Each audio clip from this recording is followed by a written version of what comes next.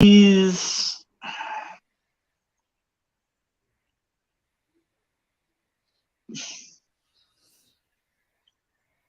he's had Here's your what? he was present for an entire arc. Oh, okay.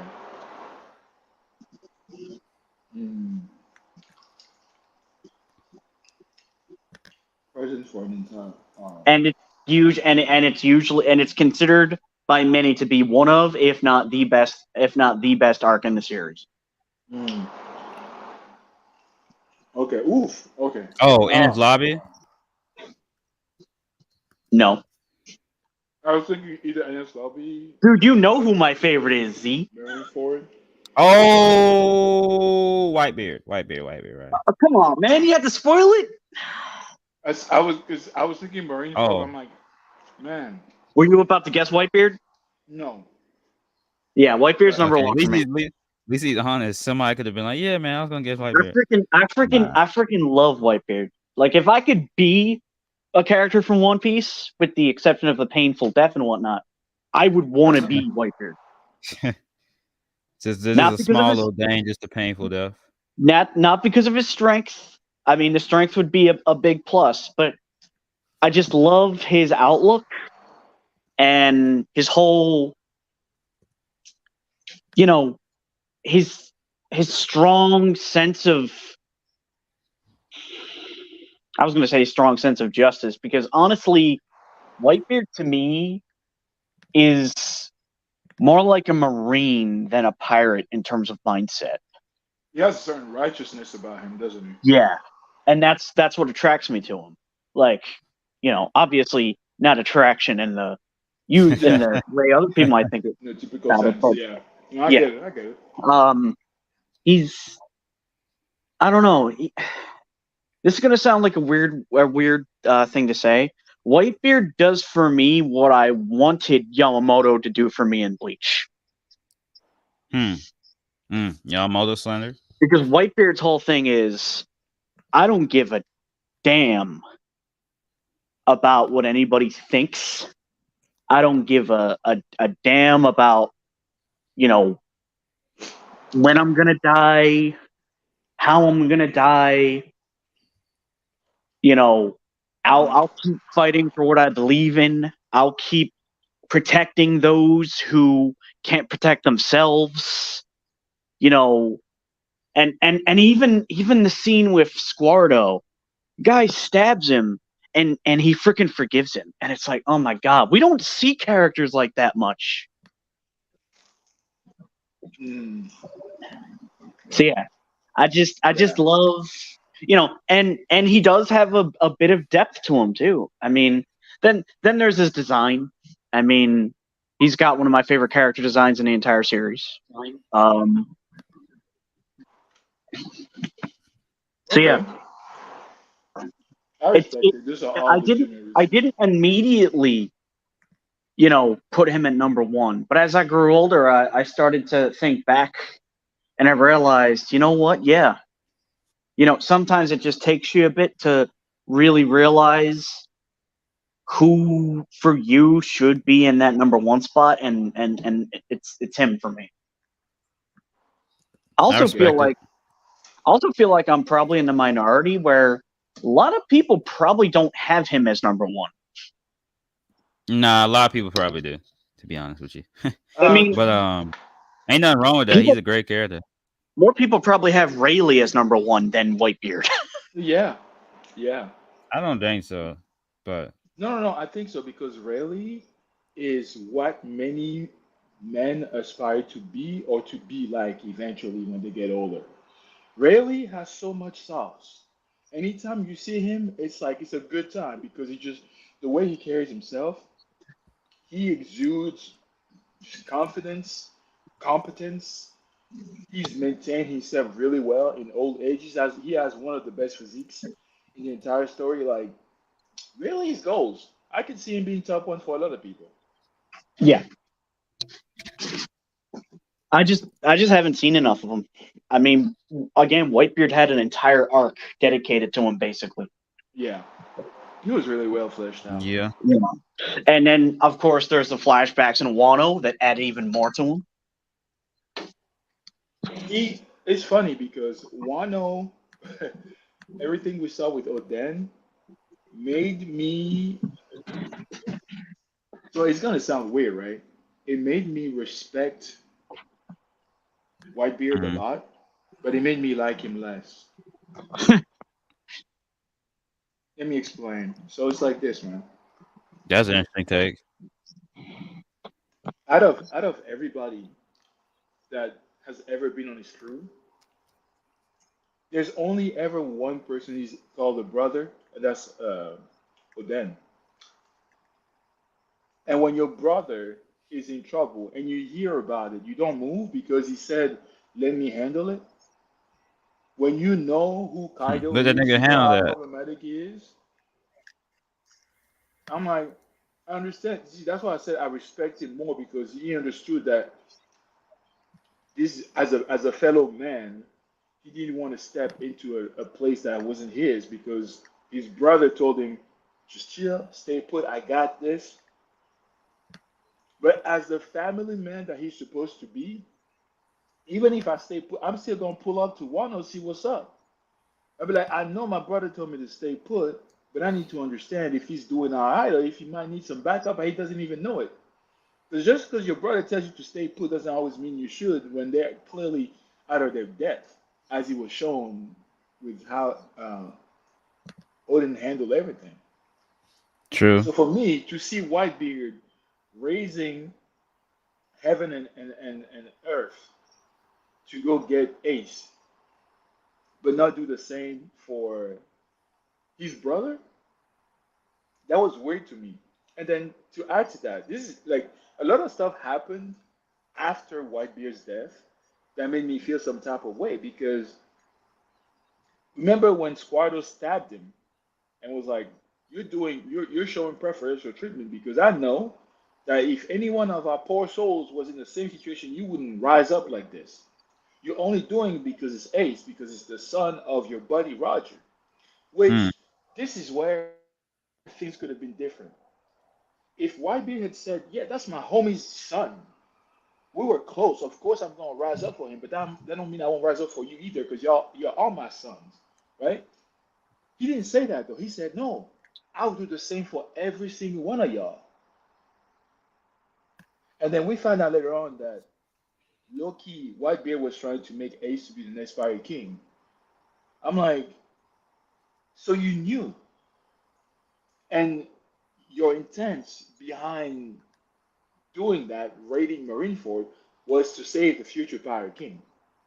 Meaning that if it was anybody else, the chances of you not doing that are very high. Yeah. When Thatch died, that's one of your sons. You ain't gonna do nothing. It's Ace who has to take it upon himself.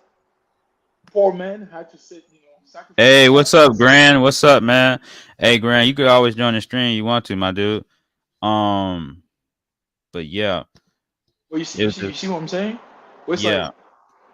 where was this passion that you showed for Ace when Thatch died, when Mm-hmm. Oden, went off and died? The guy that Yeah. you're like, yo, he's my brother. Because mind you, what Oden did to earn Whitebeard's respect was showing him that he was cut of the same cloth that Yeah. Whitebeard is.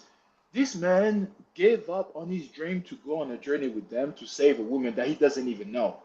Mm. He just heard her scream like, "Oh, I need like somebody needs my help. Forget my goal. I need to go save that person because I cannot, in good conscience, look away when somebody needs help." So all that being said, Yeah. you wouldn't have White Bear in your top 10? Unfortunately, there are too many other characters I like. He might be Oh, my top 10. He might be, but I'll have to revise it. Like, I have to go through it because a lot of the people that are in my top 10, it's not necessarily because I like them, it's because they they're well move written me. characters. Yeah, they move me. They might not even be well written characters by other people's standards, but they move me personally. They speak to Mm. me, and so they work for me. I'll tell you right now, I'll spoil it. Sanji's my top one, Top and I one. Yes, hate, I hey hate man, what Oda has done to him post time skip, but he's my top one. I feel you. I love Sanji. Sanji definitely my top 10 for sure. I know a lot of people hate on Sanji, but that's my goat. Like I love his character development. I love his fighting style. Uh, I'll even like tell you how this right Chopper now. led and all that. Like As I a think Sanji's character, dope. I feel like Whitebeard is leagues above a lot of people, including Sanji. Hmm. But because of all this discrepancy in the portrayal of this character, I'm iffy about him. I love him to death, but I'm iffy about him because I'm like, bro, I need some explanation. We I might feel need to you. go into the afterlife and do a press run or something because it's like, bro, You want to know my number one? who? Hey, it's generic, but Monkey D. Luffy. Hey, Like I'm with it. it I'm with it. I has to be, respect it. man. The goat, the Yeah. goat. Like I feel like especially like Gun when God? Come on, man. Luffy, like people probably be like, what about this? But Luffy really became my for sure number one after Gear 5. Like I know, there's a lot of like a poolness with Gear 5, a lot of, contradictions and things like that. Or what you call it? Not like contradictions. I don't know what you call it. Inconsistencies or discrepancies between I guess that's one word for it. I'm trying to think of another word. A retcon. It's definitely a retcon, but I love how much Gear 5 embodies his character and his free spirit and just how amazingly creative it is as a power up. Like Toon yeah. Force in the anime manga, like seriously, like that's just amazing. So I have to go with Luffy for number one, and how But much yeah, like he embodies freedom and all that. I feel like Luffy's the perfect main character for One Piece. he really A is. lot of people talk about how badass Zoro is and things like that, but I feel like Zoro wouldn't fit as the MC of One Piece. But that's a whole different discussion. I feel like he definitely wouldn't be as interesting to follow because he's that typical badass cool character, right? But yo, Cat, I hope you understand, man. I love Whitebeard to death. I just those are my grievances with his character, but having him as a top one is a great choice, man. Yeah, that's a definitely a great choice. Definitely a great choice. Can I speak on something though? Go for it. What's up? Okay. So, number one, Hmm. Whitebeard was obviously much younger back then. Yes. So, all of this talk about what he did for Ace, blah, blah, blah, blah, blah, blah, blah, that was decades later. Uh-huh. So, as the saying goes, time has a way of changing people. Now, Odin was also league stronger than almost anybody on Whitebeard's crew, based on strength and whatnot. Mhm. I don't think Ace was even close to Odin's strength. Oh no, Mm. leagues apart. And he did still mess Kaido up pretty badly. Not to cut you off, but just to throw it out there, Odin would not be in my top 10. I mean, Oh, he wouldn't even be at my top 20. I'm not even gonna get I into hate it, Odin. my issues. I'm not gonna get into my issues with Odin. No, screw it. I'm gonna get to my issues with Odin. I Odin hate Odin. is a Cook this nigga. Gary Sue character, bro. Like, let's talk about it for a sec. Everything that people could say bad about Ray is pretty much what Odin is. Like this man he was just born built different for no reason. And he's such an idiot for trusting. How long are you going, Z? I don't know, bro. I don't know. We only been talking for like 13 minutes. But Yeah, he I'm trusted Orochi blindly, bro. yeah, like I think that was extremely stupid. Like he Shameful. trusted Roshi blindly and was twerking in the streets. Like that can't be my top 10, man. Can't be my top 10. He's not even in my top 50. Man trusted Roshi and was twerking in the streets, bro. Come on, He's man. He's in my top 10 most hated characters easily. Okay, I don't know about that. But I will let you know I will let you know my number 2. It's Sanji. Come on, man. It's Sanji, man. Like I love his character arc. You know what's funny though? Sanji wasn't like one of my favorites pre-time skip. Even though like a lot of people say he fell off post-time skip, I feel like it's because of the fact that back when I watched pre-time skip, I had thought that Sanji was only kind to women. Like he wouldn't care about anyone else. He only cared about beautiful women. And that's not exactly true. Like when you look back and like how his kindness is more on display. Oh, Because dude, there's Sanji so will much also about save his that. male There's so crewmates much as about well. that. What's up? There's so much about that. But yeah, go ahead. Sanji will also save his male crewmates as well. And now you also see why he is the way he is. Um, with Zelf and all that, like Zelf basically beating into his head and things like that. And then you see his second backstory. This man has two goated backstories. Like, it's just so much I can say about Sanji. But yeah, before you keep going, right? I need to hear Whitebeard's lawyer build a case Huh. for his defense. Who? Go ahead, Cap. You. Oh, me. Who Okay. else? You're a crook. So, as I was saying, that was decades ago. Oden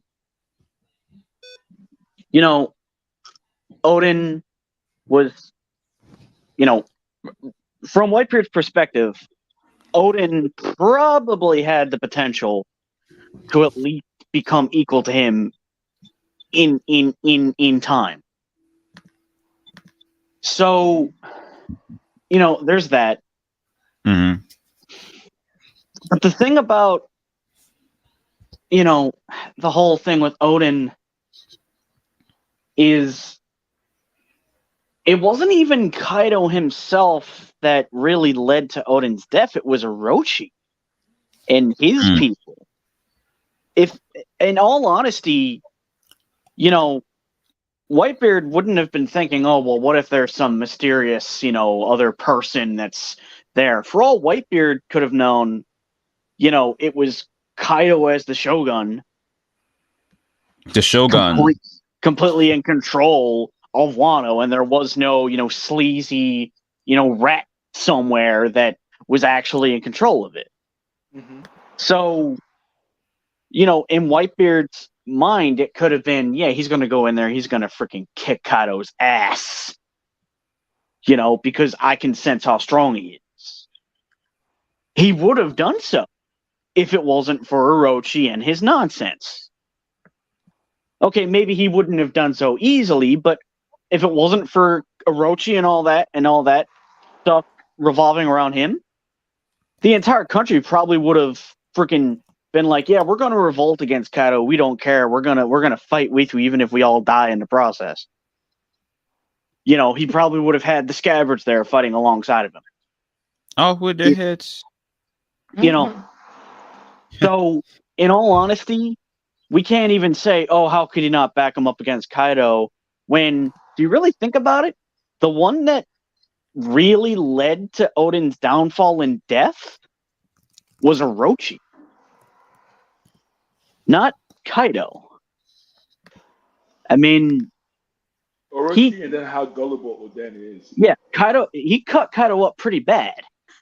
I mean, that man had to be bleeding from. He was definitely leaking, and then he got an assist from Higurashi. Yeah. So, if it wasn't for all that garbage surrounding Orochi, yeah, Oden would have killed Kaido, and then been like, "I'm Shogun." I'm Shogun. And now it's starting to make me become enraged about Orochi, who is also on my top 10 most hated characters, but that's not what we're talking about, of course. God, I despise him. I don't know who I hate more, him or Treble, but yeah, go ahead. Definitely Orochi. But yeah. And I mean, then, I would say this about this Orochi thing. I hate Trouble more as a character than Orochi, if that makes sense. Because because Orochi, he does his job as a hated villain, which I hate him, of course, but he does his job. Trouble doesn't offer anything to the story. That's true. That's true. I mean, problem with Orochi. Oh, sorry. Oh, just real quick. I feel like Orochi is the improved Holy Jones, where he's the result of people's blind hatred against his time. That's an interesting statement. Improvement of Holy Jones. Yeah, because Holy Jones, right? He was supposed to represent the blind hatred that generations of oppression can result in. because like the fishmen had been persecuted and discriminated against for so long that he was that next generation of fishmen who don't even know why they're supposed to hate humans. They just do because it's that generational persecution that they're That's the true. result of. And with Orochi, it's kind of the same, where because he's part of the Kurozumi family, and just one poor guy tried to attempt a hostile takeover almost. Hmm.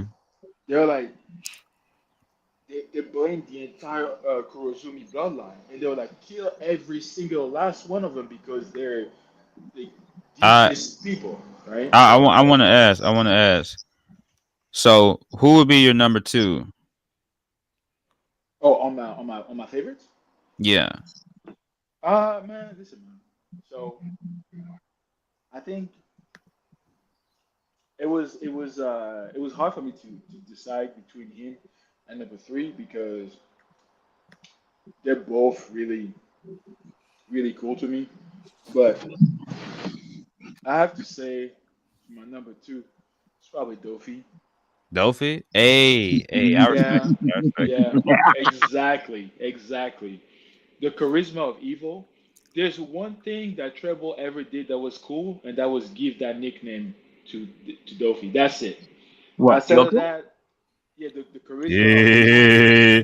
Yeah, Yeah. Treble was the one who nicknamed that term for the heavenly demon. I Dofi, love come that on epithet. now. That's an awesome moniker. It is. It's great. Heavenly Like Demon.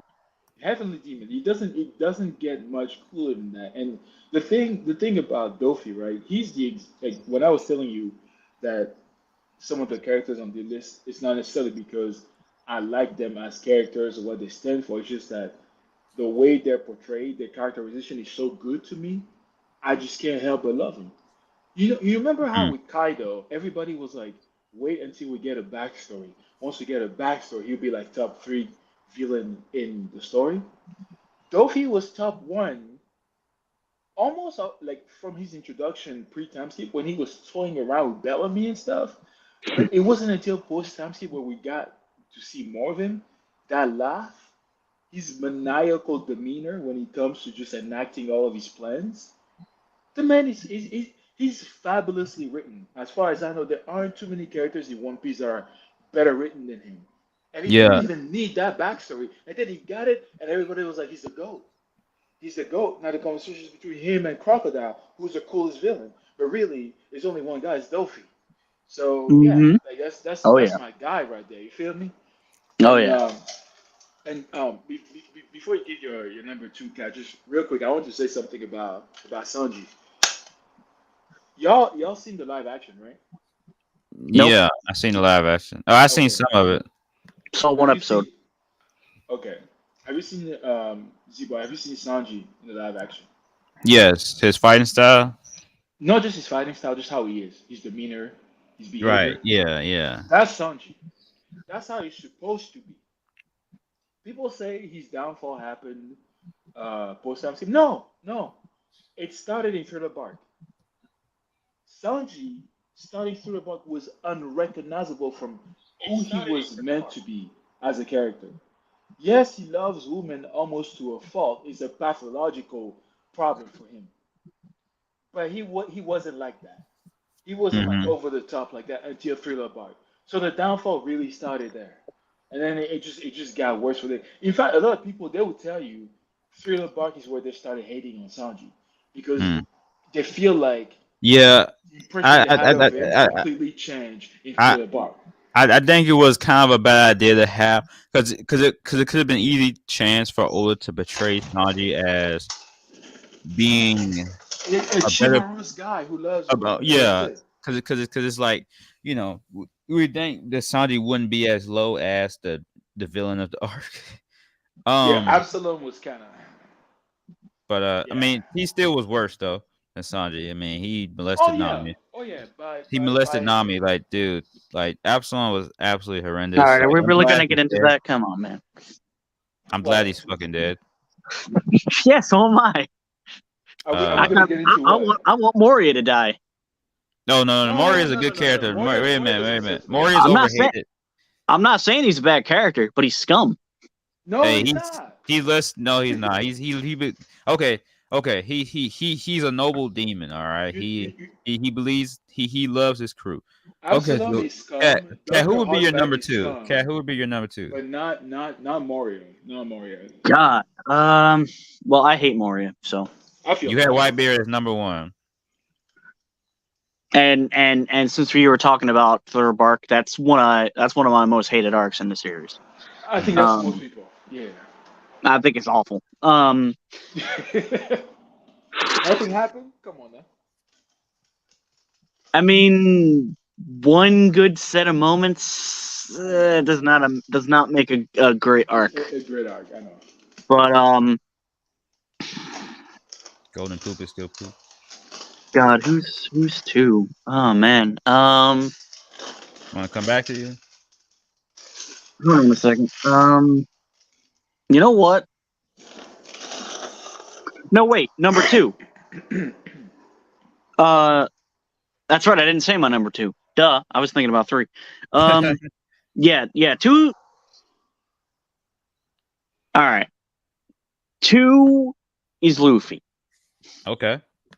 Nice. Now, he used to be number one at one point, but then, Whitebeard, and then he was equal. They were both number one.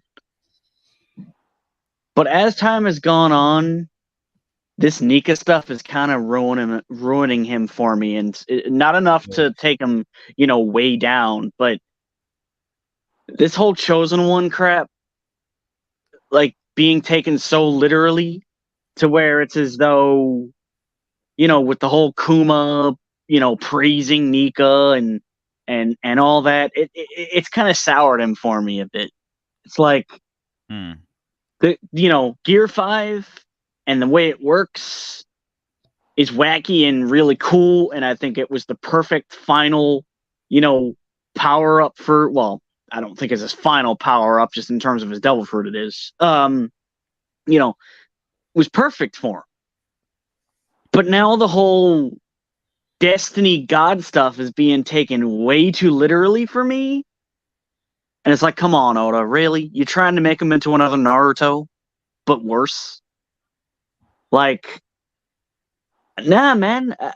I need Luffy to be the way he is because he's so adamant about freedom and not because some stupid deity is speaking in his head. That? What was what? Ooh. I don't know. It's like a cop or something. Maybe it was. Maybe they're coming to arrest me because I don't like my takes. But yeah, I am so angry about that that Chosen One stuff being shoved down my throat when it comes to Luffy. It's like, nah, man. Love Gear 5 as an ability, but this Nika stuff needs to go. It needs to freaking go. Stop acting like the fruit is driving Luffy in this direction. I'm so freaking sick of it. So yeah, if it wasn't for that, the Nika stuff itself, not the powers of the fruit, he'd still be equal to Whitebeard as my number one. But hey, he must still be pretty good for you to still be at number 2. I mean, he could be ruined even further. We'll see. So yeah, that's my number 2. Okay. Well, I guess I'll do my number 3 first.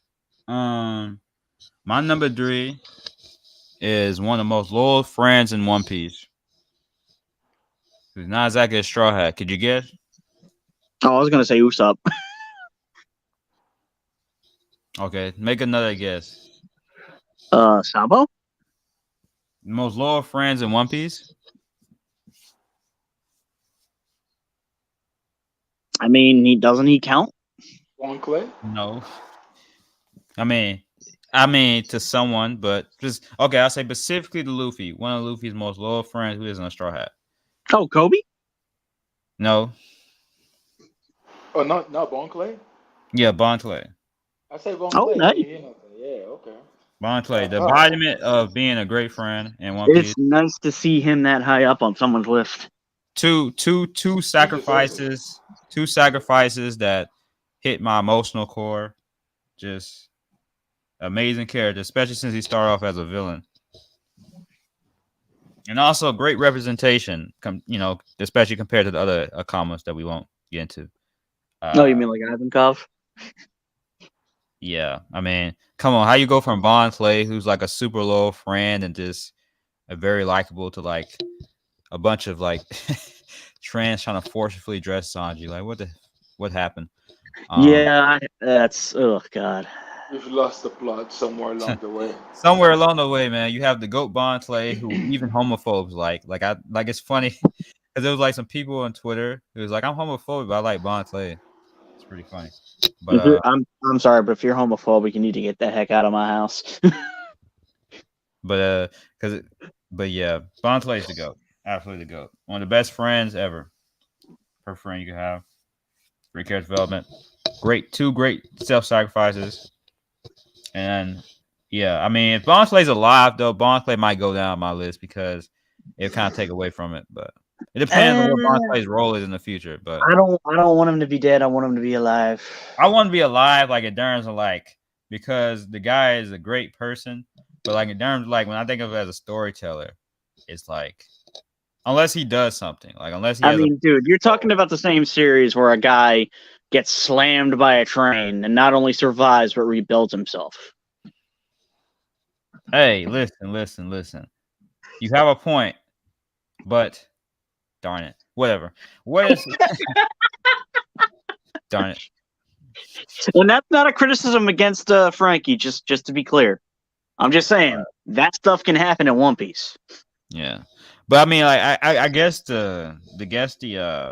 actually no, I do have a point against that. Okay, so I guess the comparison I would say to like a character dying in a flashback that would be ruined emotionally would be like Saul, coming back and being alive. Well, he will.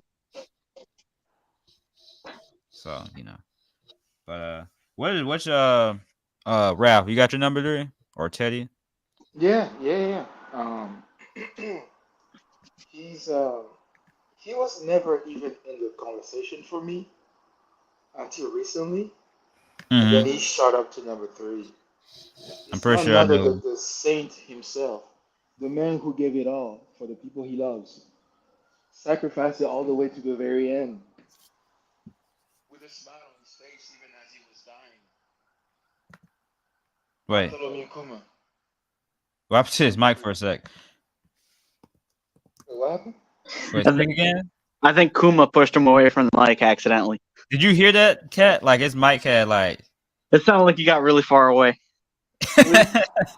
Yeah, he got pushed by his fruit. Yeah, no, exactly. Kuma was like. Kuma was so excited to hear his name up that high. He was like, "Oops!" He got bashful, and he sent me packing. He's like, "Man, stop it, bro." Yeah. Kuma number 3. Dude, I don't know what's going on. Like, also, the man is a king. So if you want to call him King Kuma, that works too. King Kuma. I'm gonna put that. King Kuma. I might actually start calling him like Father Kuma or. We'll call him Saint Kuma. Or Minister Kuma. Saint Kuma. Okay. King Kuma, yeah. Kuma. That's pretty cool. Saint Kuma at 3. I don't know that I've known any character in fiction that is as loving and selfless as this man. Superman, but that's not fair. Well, I mean, yeah, I feel like Superman is more. All right, you might need to come back. You might need to leave and come back real quick. Okay. Because it's really acting up. I'm gonna make sure. Okay, I don't know what was going on, bro. You heard that? Yeah. That was wild. I don't know what happened. Like, sound like he was secretly running away from. He was running like Kuma, like how Kuma was. But dude, that was crazy. I don't know. I wonder what's down the other side of the stream. Like, should people hear that in the future whenever they look at the stream? That was wild. But wait, how do I sound now? You sound quiet, but I can actually hear you though. I can actually hear you. Well, I sound quiet. Wait, hang on. You just have a radio show voice. Anyways, Oh, okay. Hold on. probably you outside. No, I'm not.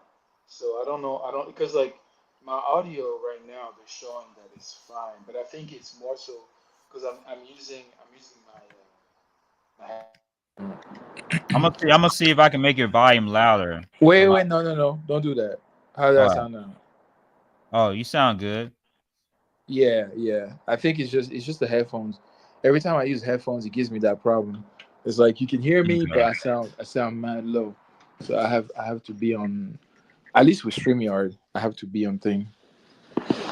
I got you. Kat, you got your number 3? So,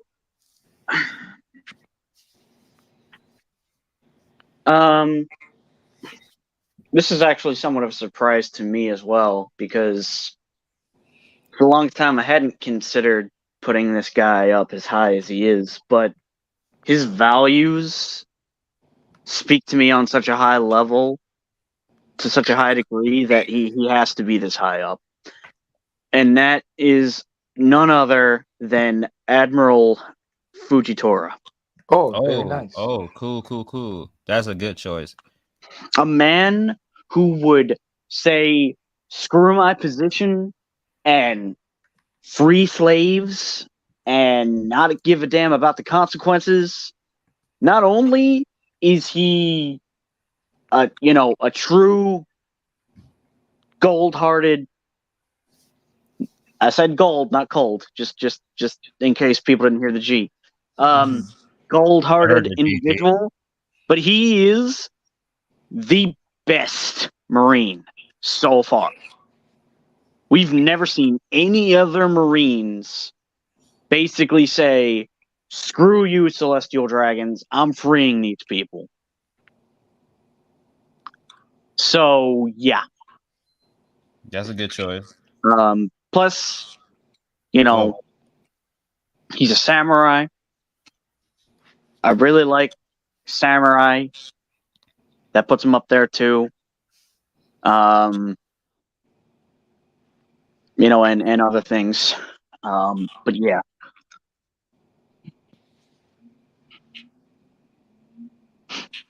I respect it. I respect it.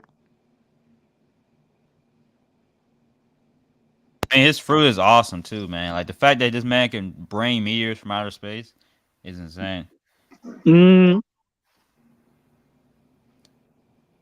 I know I'm having trouble with my last 4 on my list, but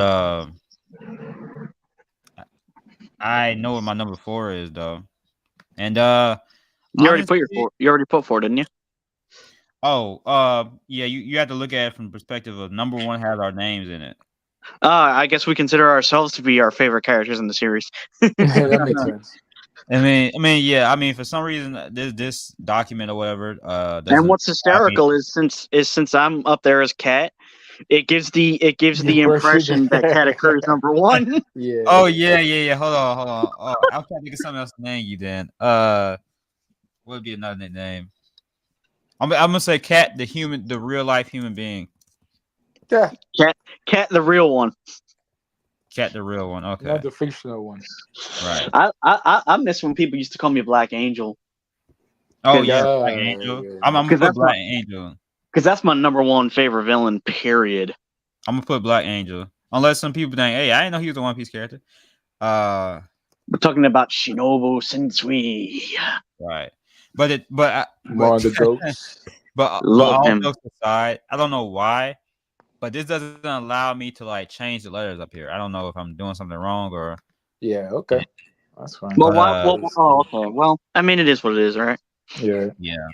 So since we the goat, man, if he was in One Piece, he would definitely be up there. If he was in One Piece, he might be like top 1 strongest. Top 1 strongest. I don't know. And my number 4 is someone who needs to put in some work because he's finna, be lower on my list if Oda keeps doing what he's doing. But Usopp, even though Usopp has been kind of iffy, he's still my number 4. He's still my guy. I really like underdog type characters who can put in work when it matters most. And I still remember to this day his arc in Water 7 and Enies Lobby. Uh it still has a big hold over me. And the Luffy versus Usopp fight is so emotional. And I really wish Usopp used the amount of choreography and intelligence that he used against Luffy against current villains. But yeah. You Uh, know, and that I agree. That's where I feel like his writing regressed a lot because he went for being somebody who, with prep time, could take on somebody like Water 7 Luffy, to now not even being able to do anything against the Tobiropo of a Yonko crew when we're supposed to believe that he's one of the 9 commanders of Monkey D. Luffy. Like, there's such a discrepancy between where he should be at in the story normally and where he is currently. It's damn near criminal. Now, yeah. Like um, I feel like he's gonna have a random boost in power just all out of nowhere. you know Because what? I wouldn't count on it. I don't know that Oda cares like that about his character. I mean, he well, might no, because he did the I, same thing. He did the same thing with Sanji, so I could see it maybe happening, but I wouldn't bank on it. I'm saying that in a bad way. I'm saying that in a bad way though, like in the sense of like, Like it wouldn't make sense, right? Yeah, yeah, you feel very artificial. I know because that's the way I see the boost that he gave Sanji. I don't like it to this day. Like mm, one thing that I always loved about Sanji was because him, much like Zoro, were people who just were strong off of their own merit, oh, you right? talking about It's that boost? I was like, what boost you talking about? Okay. yeah. Like the genetic I enhancement that hate he that got, too, and by the way. they I wake him hate up. that too. I can't thank you. I feel like I'm in a very small minority of people who actually don't like that shit. Well, But like I never well, liked the raid suit and I didn't like the genetic enhancement either. So but that's what we were given. And I mean Oda found a way to spin it in a way where it's cool because now he's like, I've always had Ifrit jumper, but my body couldn't take the heat. But now that he's tougher, he can take the heat. I'm like, what about the 2 years you kept running away from the Okama? All that running didn't strengthen your legs, bro. Like uh, what are we talking about? well, I well, just well, well. Here's the thing with that. I understand that point because yeah, okay. So I feel like the same thing with Gear 5, where it's kind of like I would prefer them to have gotten that strong by themselves. At the same time, the story that was done with it, I really do enjoy a lot. oh Um, no. See, this is the thing, right? I'm not saying that it wasn't executed well. like his I feel inner like it conflict was. and all I that, you know. just don't like that shit. Like that's just me. Like I'm like, I want to be because this is one thing. One of the reasons why people love Zoro so much because he trains, like he's strong, just like right. I wanted that for Sanji too because they're rivals, and I feel like that's something they always had going back and forth. Now, I And don't they're take that. martial artists. I don't take that rivalry seriously anymore. I don't even look at it anymore because I feel like they're in completely different leagues. You got somebody who out here playing around with Conqueror's Haki, and you have somebody who had to wait for genetic enhancements to be able to use techniques that he supposedly always had. It is not the same conversation. So I don't even I, look at it anymore. I feel that. I mean, my reasons for liking Sanji don't really have to do with like strength specifically. No, So me it's kind of neither. like, Yeah, no, me neither. It's just like it was one because mind you, right? For me, Sanji has first of all the way he dresses and all that. I love it. But then he has one of the coolest fighting styles in all of fiction for me, right? So the fact that now you're gonna take somebody who has a really cool suave look and then you're gonna give him like super sentai type abilities and stuff like that. To me, and again, right? I keep telling people this, but I feel like every time I say this, they take it as a personal attack. For me, to me, in my opinion, it desecrates his character. I still love Sanji though. I love what he's supposed to be. I just don't like what Oda has decided to do with his character, especially between between the whole cake and Wano. But that's a conversation that, if you're being honest, I could sit with you and we could talk for 2 hours and still not be done. So I'm gonna leave it there. But I was gonna get back to the Usopp thing, right? Because he's your number 4, correct? yeah, number 4, yeah. please go ahead and put him in my number 5 because he's my number 5. And I feel like what I'm going to say is he's kind of piggyback off of what you're saying. So I want to repeat it. But basically, Water 7 and Enies Lobby Usopp, they live rent free in my head. Right. That characterization that he got, the apology that he gave to come back on the crew, pulls at the heartstrings like not too many things I've ever experienced in any work of fiction. Right, that stuff. Every time I rewatch it, I get teary eyed. I'm like, oh my god, Oda, were you on crack when you wrote this? Like this is to this day. It's like I know what's gonna happen, but it still hits me. That's crazy. And then in Dressrosa, the way he awakened observation hockey, that's peak Oda writing right there. So to see him do like such good work with Usopp, but then throw him to the wayside, where like he's a pathetic sniveling coward now again, where he's supposed to have made strides. Yeah. It's upsetting, It and I very and much I is. couldn't agree more with what you said. Like Oda really needs to do something with him because it's getting aggravating. So much Yeah. potential, and we're not doing anything with it. Yeah. It's been years. I mean, the thing is, I try to remember that, you know, he probably wouldn't look as bad if I can look at it, you know, in one sitting. But since I haven't looked at it in one sitting, it just been years since he's done anything really good. I mean, Dressrosa was technically, I guess, only 2 arcs ago, but yeah, I mean, even just, I mean, he has his great moments, but I don't know. I just feel like he goes back and forth as a character, and he has definitely not had anything as peak as in his lobby or Water 7 yet. But those were so incredibly peak that he's still up there for me. Oh yeah, And he's lucky Robin, he has those moments to fall back on. right. And Robin probably would be somewhere up there too because of that. But overall, her character probably would be I don't know. For me with One Piece, the more I'm making this list, I'm starting to realize there aren't actually a lot of characters that I love to that extent. And that may sound slanderous, but I feel like okay, post time skip is kind of ruined some stuff. Like I feel like pre time skip, every single straw would be my top 10. Now I don't know. Dude, Luffy used to be alone number 1 for me pre-time skip. Like the gap between him and my number 2 was as wide as you can imagine because I felt like he was such an inspirational MC. Like he was so great. He was goofy when he needed to. He was serious and badass when he needed to. And he felt real. If that makes sense. I feel like post time skip Oda has focused on writing Luffy more as a concept than an actual character. Hmm. But pre time skip he felt like a real character. And even like people say now, Skypiea is supposed to be like a microcosm of what the whole story of One Piece is about. Skypiea Luffy was where I really fell in love with his character because he was so funny. Like, I'm talking effortlessly funny. Like, he was just doing his thing. He was just out here just living. Yeah, the But the stuff that singing he was was very doing was hilarious. so hilarious. Yeah, The the singing, yeah. impersonations, like, oh god, like he was great, man. I And the mean, way, yeah, I also feel like Zoro was more of a character pre-time skip as well. yes, like he felt Absolutely. more alive. Like now he Absolutely. just, he feels bland. Post He's time like skip, he's he's like Oda's attempt at doing Kenpachi, but if Kenpachi was basically just a shell. yeah, no, exactly.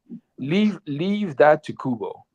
Kubo cooks every time with Kenpachi. He never misses. Let him cook. Let him But cook. exactly, let him cook. He's in that kitchen. He's doing his work. But not everybody can do a Kenpachi type character well. So, So you said Usopp was your 5. Who would and be my your 4 is 4 then? Bunkley. Yeah, Bunkley? Hey, yeah. I must have convinced you. No, he was already there. Like I've Okay, always loved okay. Bunkley. The only reason why he's lower now is because I feel like his sacrifice at the end was diminished by the fact that we got shown in the cover story Oh man, you serious? that he's alive. Yeah, I'm What the serious. fuck? I'm dead ass. Like here's what I mean. Here's what I mean. If he was going to survive, don't make it seem like a last stand. Like he does that a lot. Oda does that a lot, and I feel like he's abused it. And it's unfortunate because Yeah, if I had that reveal earlier, I wouldn't be mad at it. It's just that that's by the time I terrible. found out about it, there were already been so many fake outs Pound. and things that I was like, okay, I'm nah. Like Pound. Millipede. You know what's messed Yo, up? pound, yes. You know what's messed up? I just remember that I did see that cover story before, but I have forgot all about it because I think I forcibly put it out of my mind. You repress that memory, like no, Yeah, did I not think I happen. remember seeing it somewhere, and I was just like, "Yep, cover story is just a prior cover request or something," and I did put it out of my mind completely. Mhm. I had forgot that was happening. That's why I was like, "Oh," but then I was like, "Wait, I think I did remember seeing that shit." Oh man, that's bad. It's like, Bonsley, you're like still up there though. You're still the goat. it's, It's just Oda's it's fault. like, damn, I gotta change my list now. No, I'm not changing my list. I'm not, not changing my list. You're still the goat, but yeah, that's pretty damn. They're pretty daunting. It's like, damn, I wish I didn't know that. Yeah, I'm trying to put it in my mind once again. I'm gonna hope Bondsley never shows up so I can just choose to believe that cover story is non-canon. Exactly. Anyway, Yo, Cat, did we buy you enough time for your number 4? All right, number 4.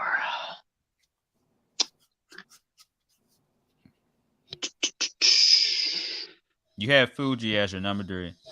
Is gonna be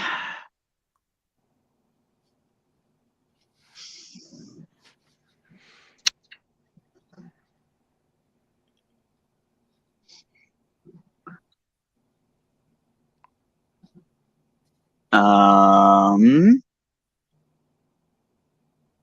me see what I have so far.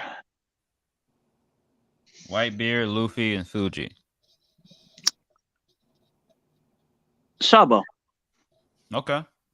I mean, I thought That you. is I remember you hating on Sabo a lot.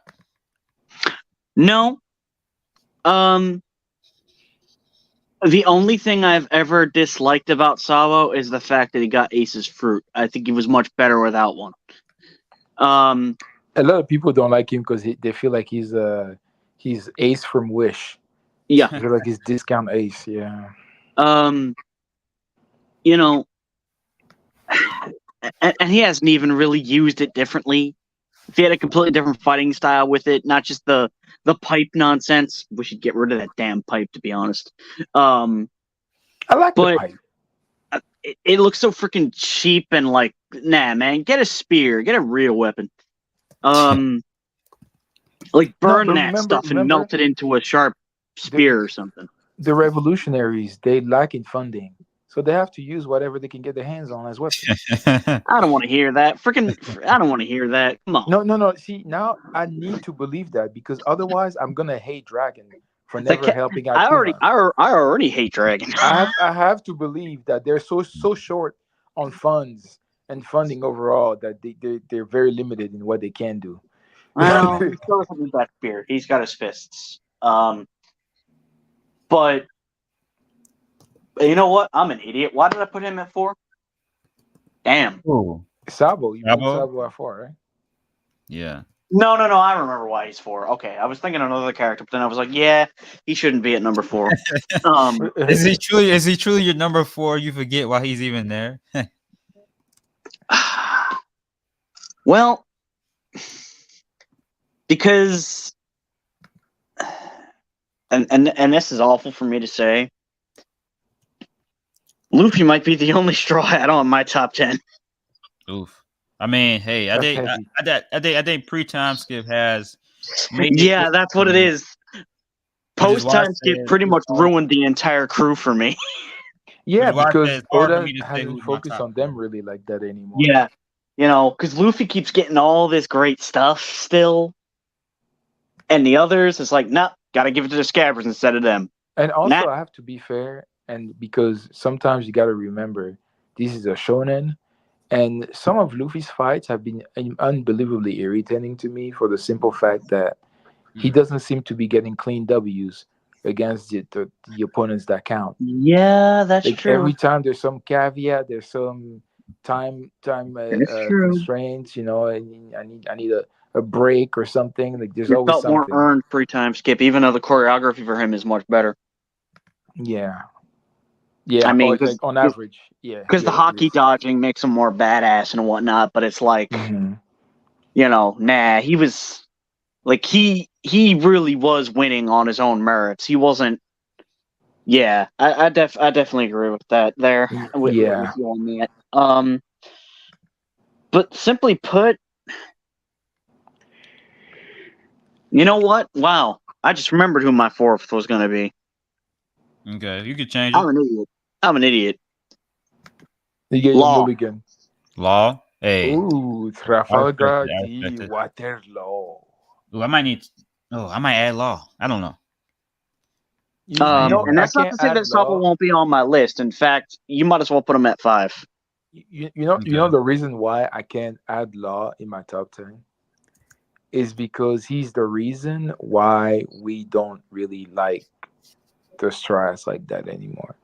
Just on average, because like no, what I mean is the time and effort that Oda could have put into focusing on the Straw Hats, he put into basically making Law into a Straw Hat up until Wano. What about Hmm. the scabbard crap in Wano? I'd have cut that out and Oh, gave the. absolutely. That's why I said until Wano. And then once we Okay. got to Wano, like, Okay. I he see what you focused mean. into yeah. Like Yeah. like the scabbards are a tragedy in terms of Yeah. writing. Like Same with the freaking nonsense in the Dressrosa Coliseum. Ugh. they cost us so much and gave us back so little. Yeah. Let me just slather more characters on here in case we didn't have enough mayonnaise on this sandwich. Oh God. But yeah. His backstory.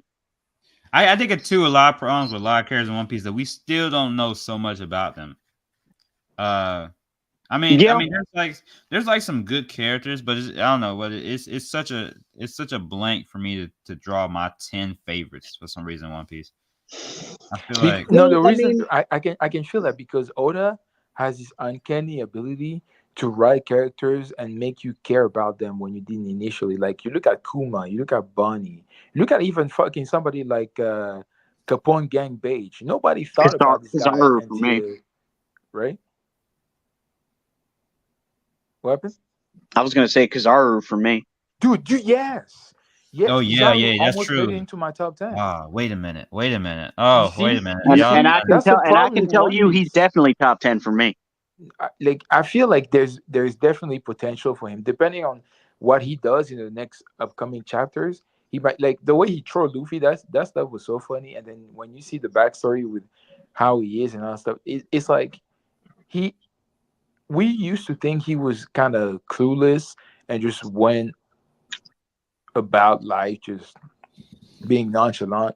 But yeah. no, he has a very clear sense of justice and a very particular way to do things. And we're seeing that now. And that's what I mean. Like I'm gonna tell you, with the recent chapters we got from Egghead, this one character, I used to love him already, Mhm. but he punched his way into my top 10 with much impact, if you see what I mean. Oh, I'll be Kuma. honest.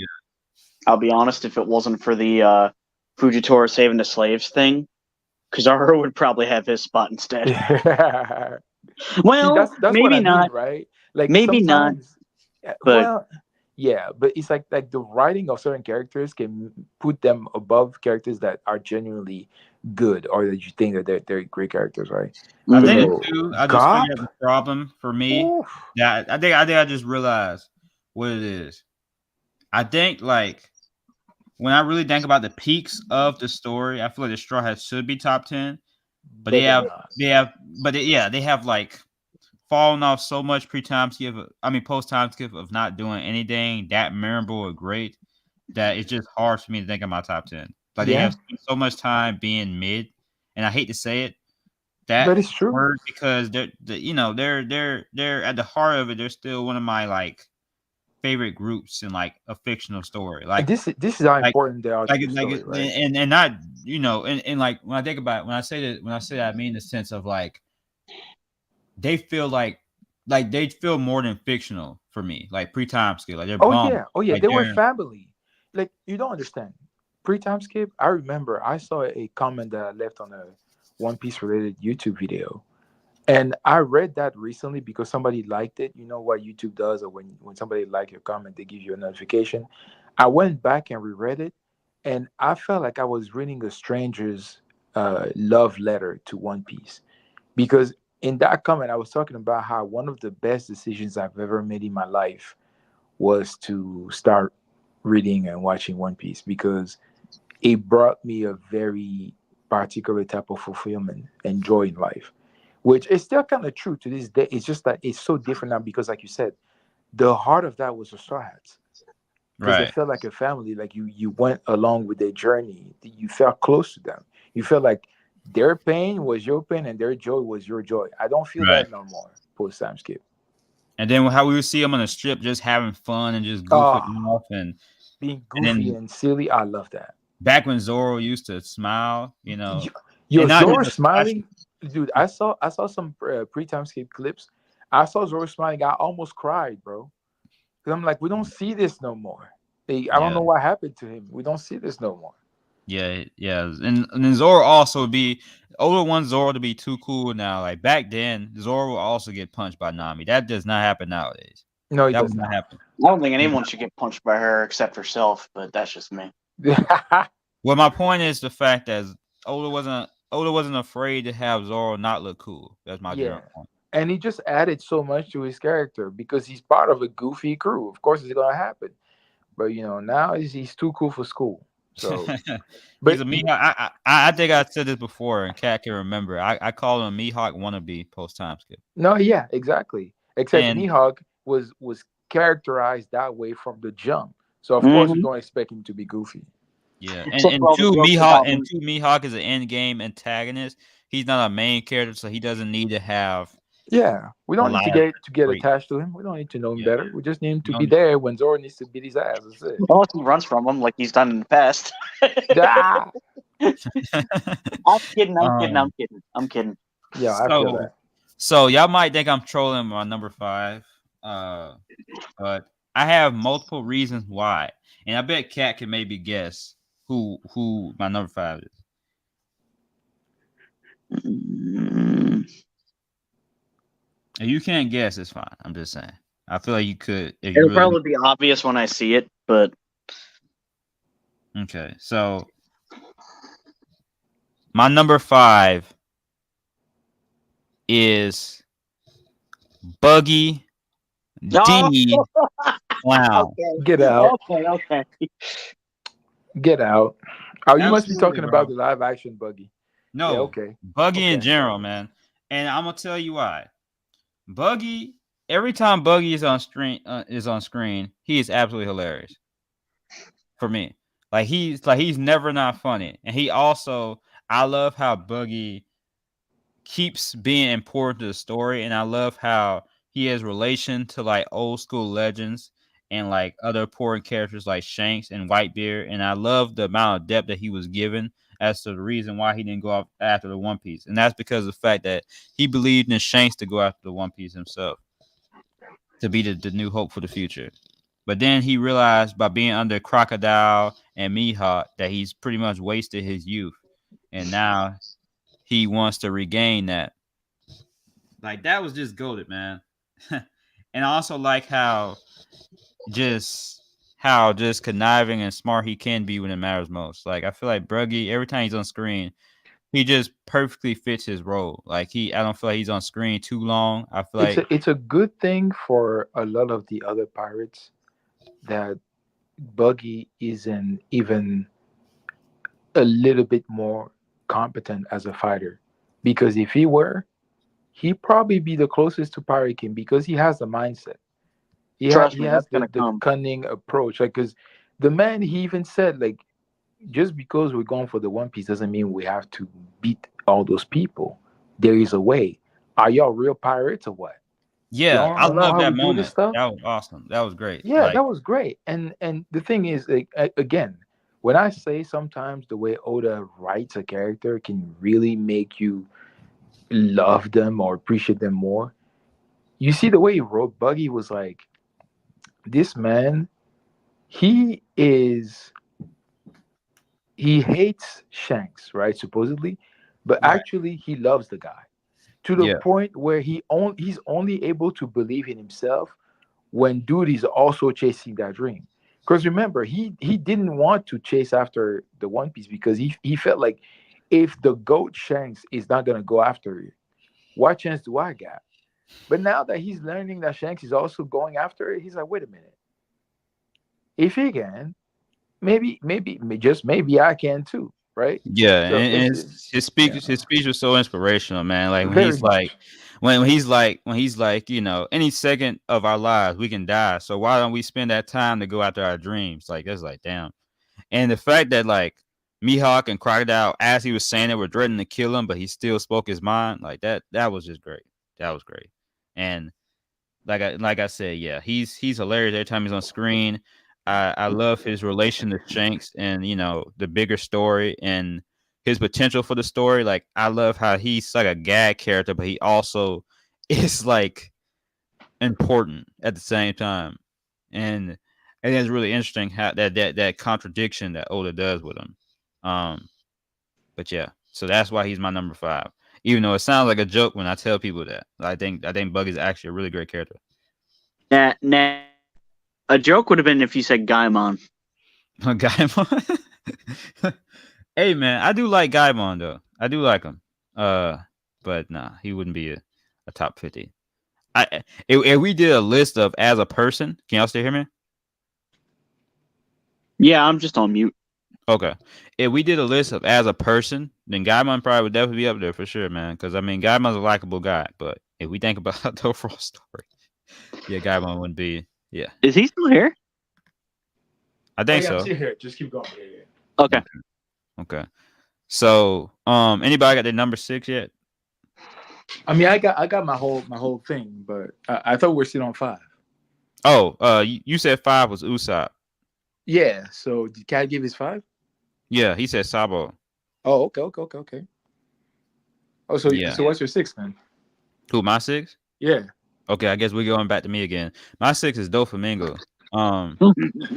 He's Golden unbelievably low, but I respect it. Yeah, at least he's in the top 10. Unbelievably low, man. I mean, it's a top 10 though. No, dude, you saw where I have him. So by my standards, yes, but he's still in your top 10, so I respect it.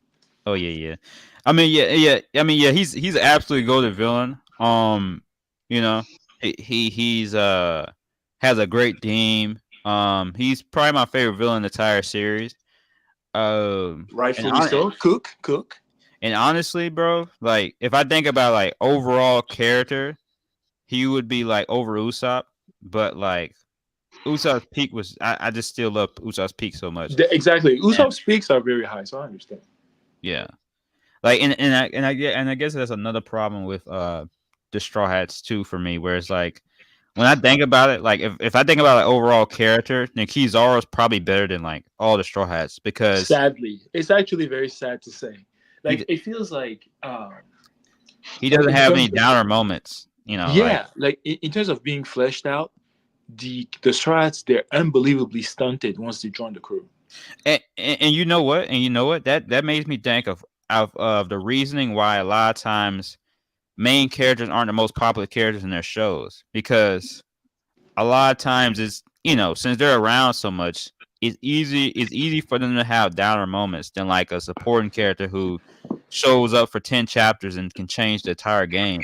You know? That's true. But then you have characters like Gintoki, you have characters like Yusuke Urameshi. You have a few people in there that are like freaking Eren. I believe that Eren damn near carries that Attack on Titan. So, like, you know, I guess it really just depends on, you know, the caliber of MC writing we're talking about, right? I feel like that applied to Luffy too, pre-time skip. We don't see that no more. Now we literally, like, I've heard people say, hey, honestly, this is going to sound cold, but I could use some time away from the Straw Hats. Like, I hear people say that. It's crazy, but it makes sense. Yeah, it is crazy, but it kind of makes sense. The less time you have with a character, the easier they probably are to write on some level because you can have a character just for 5 episodes have this goated backstory and be this great villain, and then it's like boom. Especially since it's less time on some level, it can almost kind of make them more memorable. I don't know if I'm right in my assumption, but I feel like that maybe is why a lot of times supporting characters can be better than main characters in terms of like popularity and writing. But yeah. So yeah, Dofi's my number 6. Go to villain. Cool. Um, Yeah, my number 6 is Cat Curry.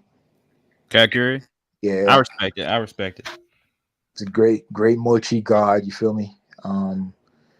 Very righteous individual, very honorable. Um, he loves his family. He has an amazing physique. I mean, that's true. Like, you see how the guy's built? This Yeah, man's gold. hey, his neck is crazy, man. Dude, crazy The neck. neck piece is real. Neck gains on fleek. Like, this dude is built tough, man. But yeah, I mean, I just love his character, the way, like, his fight with Luffy. To me, that was, I think, the coolest the antagonist has ever looked fighting against Luffy. He was clowning this man, talking about anything you can do, I can do better. Watch this. Just whooped his ass all across the mirror world. It was beautiful. I Damn mean, near poetic. you bringing a very strong argument for him for sure. Um, for sure, Yeah. you're bringing a very strong argument for him. But yeah, uh, because when I think about it, yeah, you're right. I feel like it's tough, man. It's tough. It's tough. Like, It's tough. but I'm kind of like having this conversation because you're reminding me of some of my love of One Piece that there actually are characters who I do like more than remembered liking. Because I kind of been wishy washy with One Piece for a while because of a lot of things that have happened with the story. Same. But yeah, you have reminded me that I do think Katakuri is pretty cool. I don't know if he's top 10, but he is pretty dope. He carried Whole Cake for me. I don't love Whole Cake like a lot of people seem to, because I just feel like uh, um, Luffy's fight with Cracker, it was weird to me, and Mm. then the whole thing with Sanji's character felt a little bit phony to me, and then Big Mom What? was, yeah, and then Big Mom was she was great and competent until the Swords came there, and all of a sudden she's missing 90% of her brain cells. I just, no, it was too much that happened in that arc Okay, that I just so didn't agree with. I would say this about Whole Cake Island. I agree with you, but until I reread it and watched an anime, it's a lot better.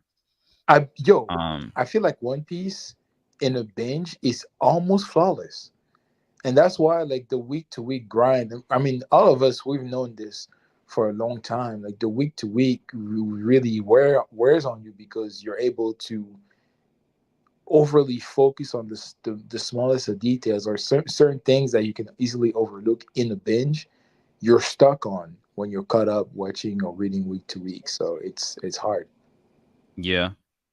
I mean, because two is like when I was reading it back in the day, I was like hoping that Sanji would get a fight and all this, but I really love what was done with his character. Like when I reread it, that I didn't really care for a fight. I mean, I still don't like the Big Mom wedding cake, every Really single other chapter. crazy. But I think I do love the Sanji stuff, and yeah, I mean the Kakarot fight is iffy, but I think that's actually probably why I wouldn't have him top 10. Yeah. Kakarot fight is really iffy, but I mean he's a cool character. My number 7. Wait, did we get Cat 7? Oh, he's 6. No, Oh, we can he's get 6. 6. Yeah, he's 6.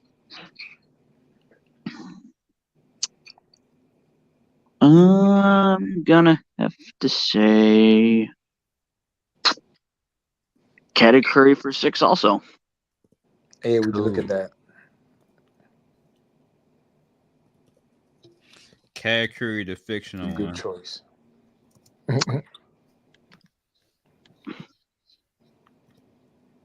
You want to say your reason, or you cool? I mean, what reason do I really have to give besides It's cool as fuck. the obvious? I mean, you had Katakuri is a rarity in that not a lot of cool characters to me have a lot of depth to them. A lot of times it feels like they just look cool, they're strong, and that's it. But cool for school.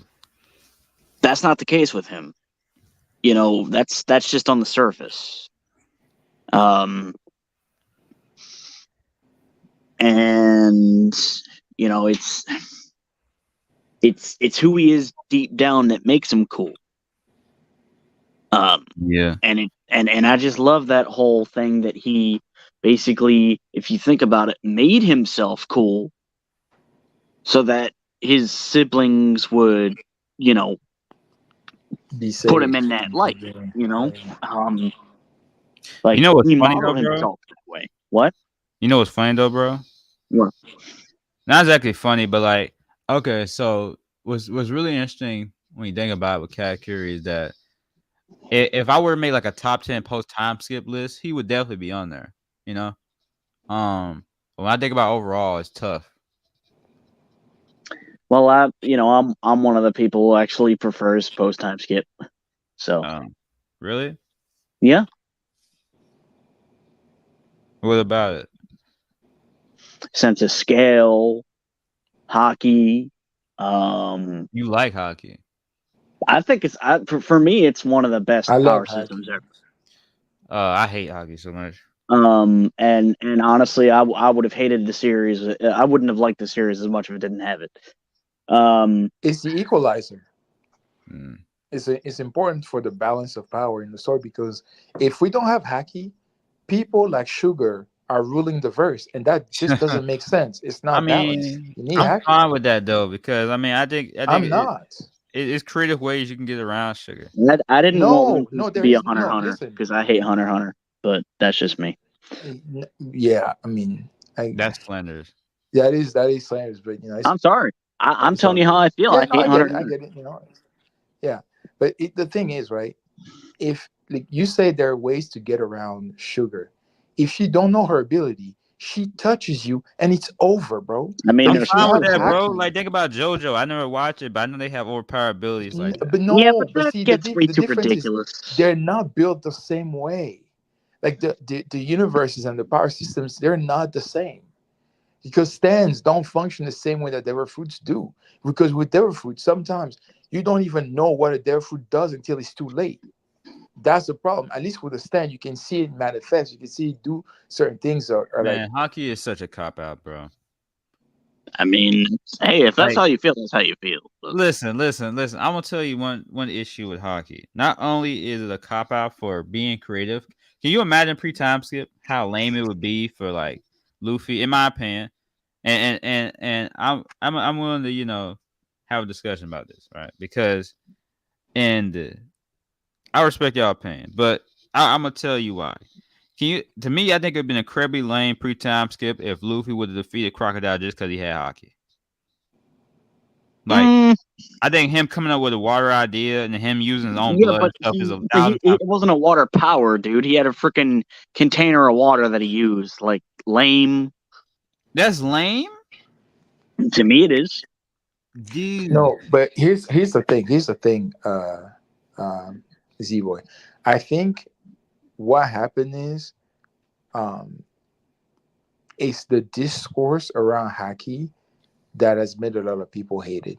Because when you think about hockey in terms of how it's supposed to function, there is absolutely nothing wrong with it.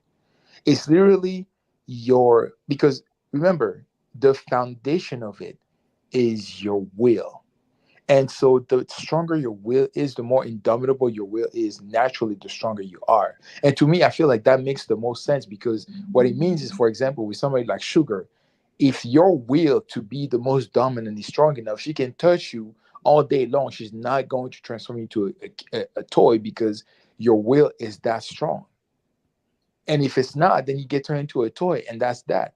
And I feel like that makes a lot of sense because let me ask you, Z Boy, how do you get around an ability like that? Like, I don't want to hear like some no, like legitimately, how do you get around that ability if you don't know what it does? You just okay. It just so happens that if you don't know what it does, you're just done for.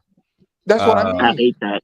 I mean And that's it's fine and, though to and, me, and like it's like because it's she's a little very girl, they could knock her out. imbalanced. Like people know people did find out what her ability was, so it doesn't That's But too you know, hard matter for her for anymore. me. you know what though? You know what though? Because the reason why they found our ability is because people that got turned into toys were by accident turned back.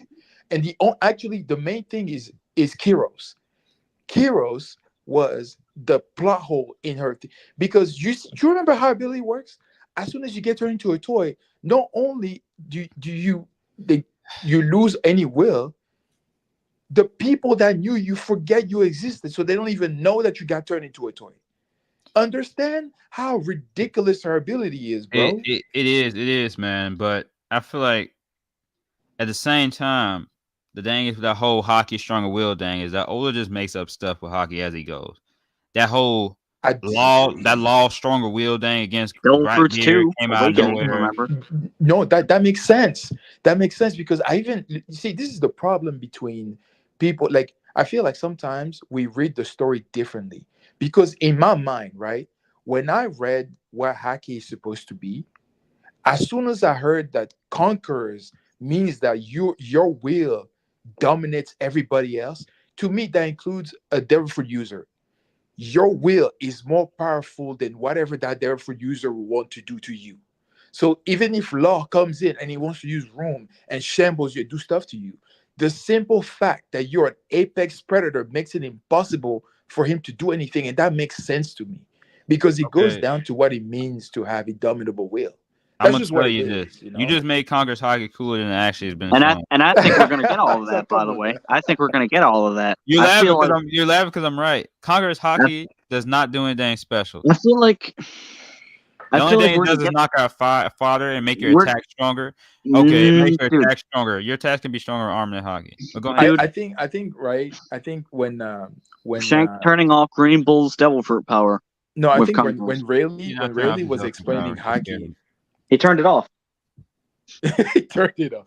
He did. When He turned it off. he He did, did not turn off his ability. He made him scared. Then why did he change back to his normal form? Because he was a coward. He didn't want to smoke I with don't Shank. want to hear that, man. Come on. You think Shanks could take away Devil Fruit wait. Who you abilities, talking about? bro? Who you talking about? Look, if Law could Oh, bamf oh, himself oh. back to a human to male form, then there's no way that Shanks can't do that.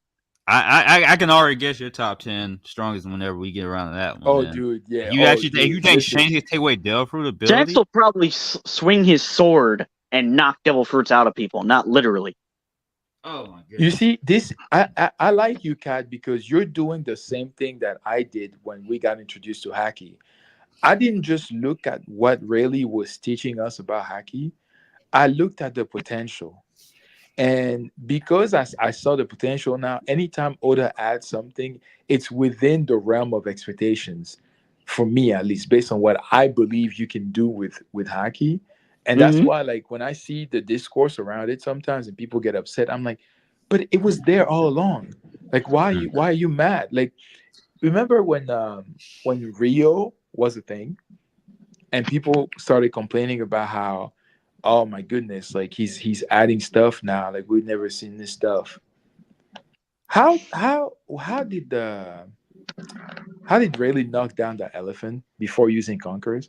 He didn't even touch it, by the way. He It didn't make was physical contact literally with it. a hacky blast, bro. It was a hacky blast. And then when we're gonna start seeing it now, people are gonna act like we've never seen this when it's literally the first thing we see when Rayleigh's demonstrating how you use hacky.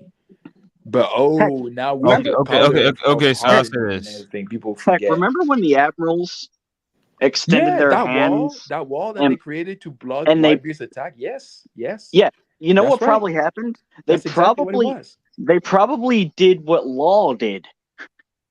Okay, so I'll say this. Rio is okay. Yeah.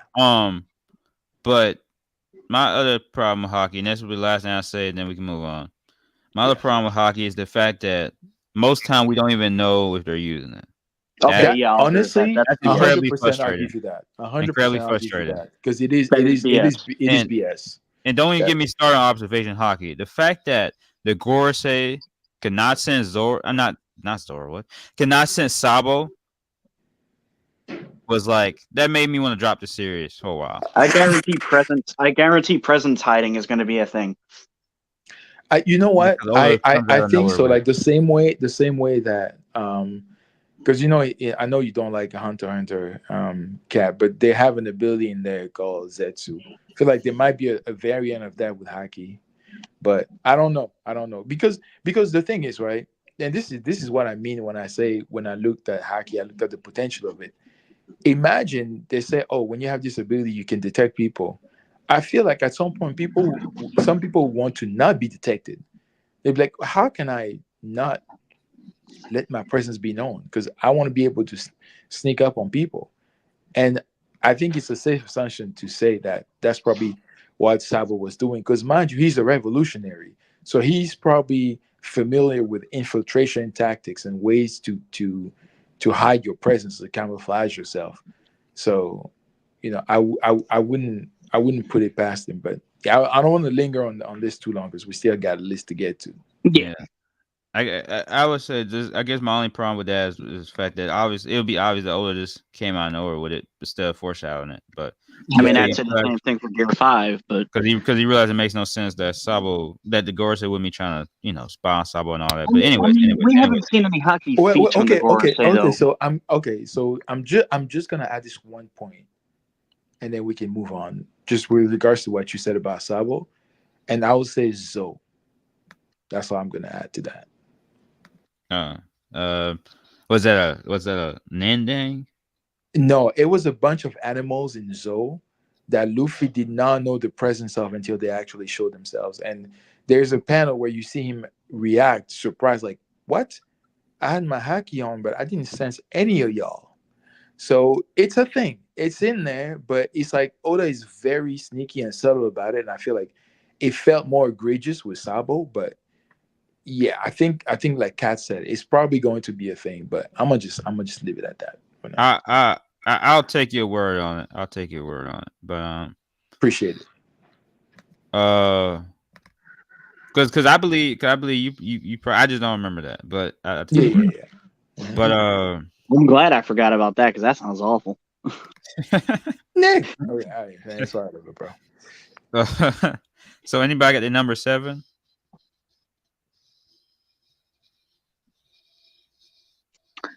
Who's I can- first? I guess I can go first. I guess Whitebeard. Just get out of the way, Whitebeard. Just get him out of the way. I mean, just get out of the way because I really don't got much to say about it. Obviously. It sounds like you were hesitant to even put him at 7. No. It's just that it's kind of like somebody already said everything about Whitebeard that I can say. You pretty much say everything. I mean, Character off the rip. So what'd you say? What? no, I said like we all went into detail about his character off rip. So Yeah, like the fact that he never took any damage and stuff, and his death scene, and how he's a great father, and how he's so badass. And I could say pretty much nothing I say about Whitebeard is nothing that anybody else has not already said. I mean, Yeah. he's just a great, amazing character. One of the manliest man I ever seen in an anime ever. Yeah,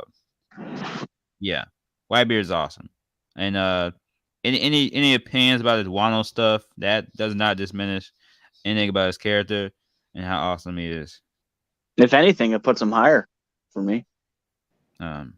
Means that he's not flawless. I mean, I got you. I mean, I feel like it depends on the character. Like if it was a main character, then I have a problem being, seemingly flawless. But I'm fine with just this epic badass supporting character who's seemingly flawless. Who's just that awesome. At the times I wish he was the main character. Okay, now we're doing a bit much. Or Roger. Because I think they're both far more fascinating than Luffy. Actually, I've said this before, and I think it's been controversial. And if I could, he would be at the top of my list. But I think that when it's all said and done, Roger will still be a more captivating character to me than Luffy. Yeah, Unfortunately, I feel like that would have Wait, been probably for different me too. pre-time skip, but post-time skip, yeah. so is Roger in your top 10? I don't have him in there because I feel like he's bigger than the story. Like I feel like So he's he'd just be that. your top 0. He'd be my top zero, yes. Oh Like wow. he's a legendary He figure. I he'd mean, need like an entire flashback arc for me to even consider him. no, see, I feel like the little bit that we've seen of him shows his philosophy, how he went about life. He was extremely Yeah, but I need more charismatic. of him, man. I I see. need I more than Yeah. I snippets. mean, I get that. I get that because we got a love for these other characters to make us like them. I don't need If much more Whitebeard from him. hadn't had Marineford, he would not be on my list at all. Oh yeah. Oh, I can see that. Yeah, because we had hardly anything from him besides like him being on life support and then him clashing with Shanks. That's all we had before Marineford. So I can understand why he wouldn't be on there. I feel like I've seen certain key scenes from Roger that make me really understand who he is as a character, and I like that. Like when he sent Oden packing, that Kamusari, that smile on his face when he did that, the way that he's willing to prostrate himself, get down on his knees to ask Oden for help, like there's just so many few things that he did. I was like, he's a great man, and one thing that I'll always respect him more for compared to Luffy is that unlike Luffy, he was truly exploring uncharted territories. He did not know, like mind you, he went around the world, the full around the world once before knowing that he needed a poneglyph and stuff, and even then he still didn't have somebody to translate them until he found Odin. So to me, he will always be a little bit cooler than Luffy for the simple fact that he didn't Plus, have he's an a, actual pirate. exactly, he's an actual pirate. He's not like Luffy. Like I feel like sometimes Luffy he needs a reason to fight. Roger loved the brawl. He was like, this is the life of a pirate. A And I'm we know life that him. of a he pirate is stole an treasure too. ongoing battle. It just never stops. And I love that because I feel like that's a true pirate, right? And yeah, I mean he paved the way for everybody after him. He's a pioneer. So to me, he'll always have that over Luffy. Yeah, Roger's like, Yeah, I'm him. I feel you. He was from start to finish. He was so cold they couldn't catch him. He had to turn himself in. Like, come on, dog. Yeah. He's different. He's different. I mean, the thing is like, yeah. I mean, Roger, we don't have enough of him, but I do respect what he's done for the story, what he means for the story. Absolutely. Yeah. He's just in a weird spot to where, I mean, we did get more of him in Odin's flashback, but he's kind of a weird spot where he's kind of there better almost be more of him to come. he Yo, if we can you imagine if we get a prequel that goes over his life, or we get like a full backstory for him, he's gonna be so top one. It's not even funny. Oda's not going to do it though. He knows he can't. He'll be Everybody's He gonna kill love it. him more than Luffy. He can't. knows. He'd kill himself. Yeah. Wow. It's too much. Like if he wanted to do it justice, it would be too much. It'll be like retelling Luffy's story, but is Roger. Nah, it wouldn't be like retelling Luffy's story. There's a lot of difference between the two. Oh no, I mean just in terms of how much it will take out of him, like how much work it'd have to put Yeah, in he'd have to to do it tell the like in a story. series of novels. I mean, what's Have somebody else interesting write is it. that Roger became Pirate King without a goddamn fruit, but that's not no Yep. slander on Luffy. It's just true. No, it's lame. Let's just call it what it is. It's lame. Hey, it's not lame, but anyways, what's your number 7? That's your number 7. My number seven is Shanks. Shanks? Okay. I mean, Yeah. okay. So I'm finna say it's not slanders, but about Shanks. Said every But nigga about to slander. But yeah, go on. no. Listen, bro. It's not slanders. It's kind of one of the things where it's like Shanks is very cool, and I like Shanks a lot, right? But he's the reason why people like him. It's kind of like almost like one of them days where Shanks could just be taking up the shit, bro. And niggas will hype him up. Like Shanks is cool, but it's also kind of like He dropped the he, cleanest turd in human history. Okay. right, like he doesn't do enough stuff, if that makes sense. He shits with style. Hey, Okay. at least he does more than Dragon. Oh yeah, and Shanks is better than Dragon Mihawk, by pisses the me way, off. too. Like, oh Both god. in Yep. strength and character. Shanks is better. Shanks has actually used hockey on screen. Mihawk's only purpose as a character is to get beat by Zoro, man. Yeah, and to run from the Marines. I mean, both Shanks and Mihawk are kind of plot devices, but you know, for Shanks is kind of Yeah, a plot more device so for Mihawk Luffy. though. More so more Mihawk. so Mihawk by a wide margin. In my Absolutely, You could literally give legs to Yoru and arms and have it fight Zoro, and it wouldn't make a difference. See, the problem with Mihawk is just like, and Morge made a great video about it where he was like, the thing is, if we're being honest, the title of greatest swordsman feels a little bit hollow because outside of Zoro and Mihawk, we have not seen that many, Nobody. if any, relevant swordsmen in the Nobody story. cares. And Nobody there's cares about being a swordsman. exactly. So Well, we Roger's don't more- we don't well, know okay, not that. I anymore, mean, there's but he was. Vista, right? But we don't know that there's actually a hierarchy. There's actually people who are going on duels trying to earn the title. So it doesn't really hold any value because we don't see it.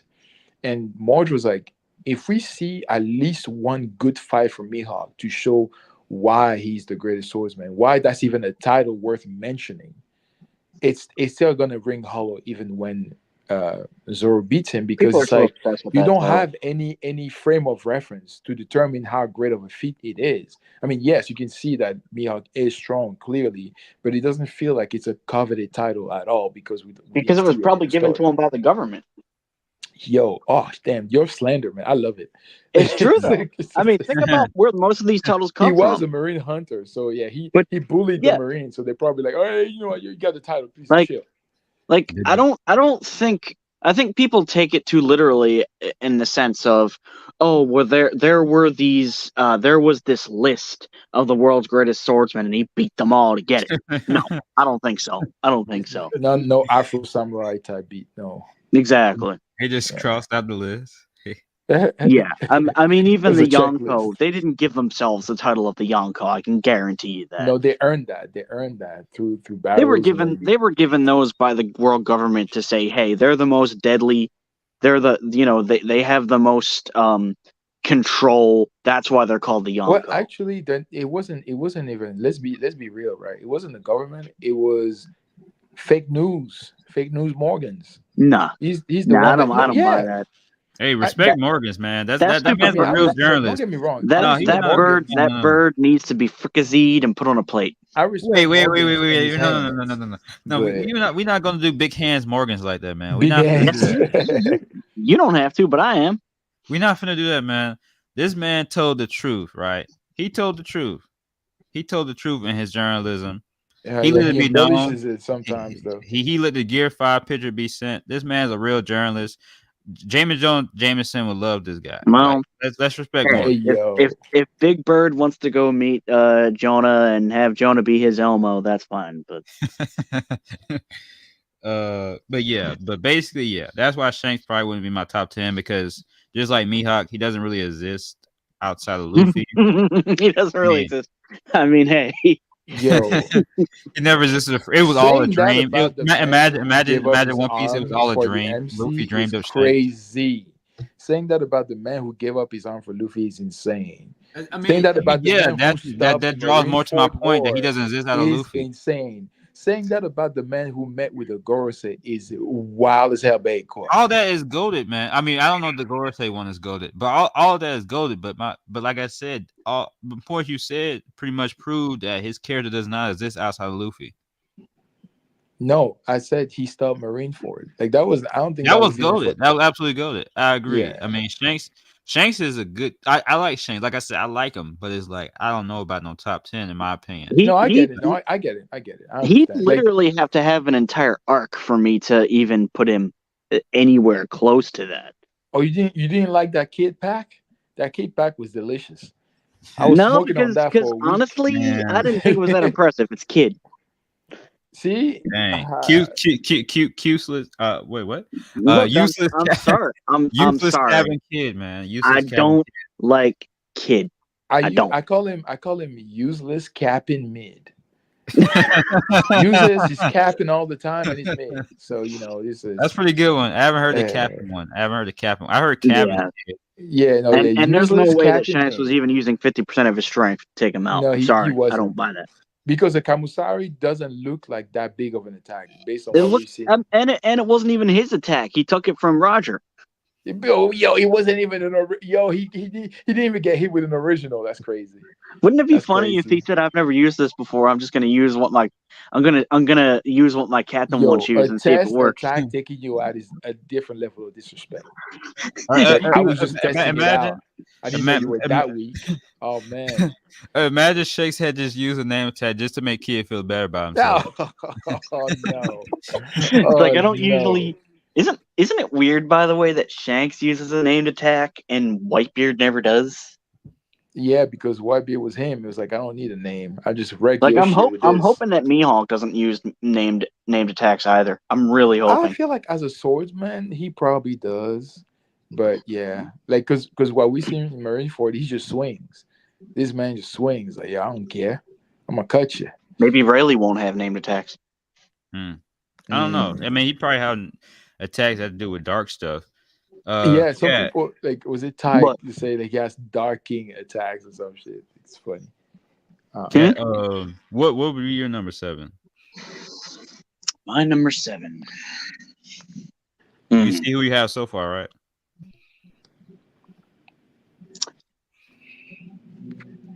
My number 7 would probably have to be Kizaru. Kizaru, nice. Oh, Nice. great pick. I Can't be respect mad at it.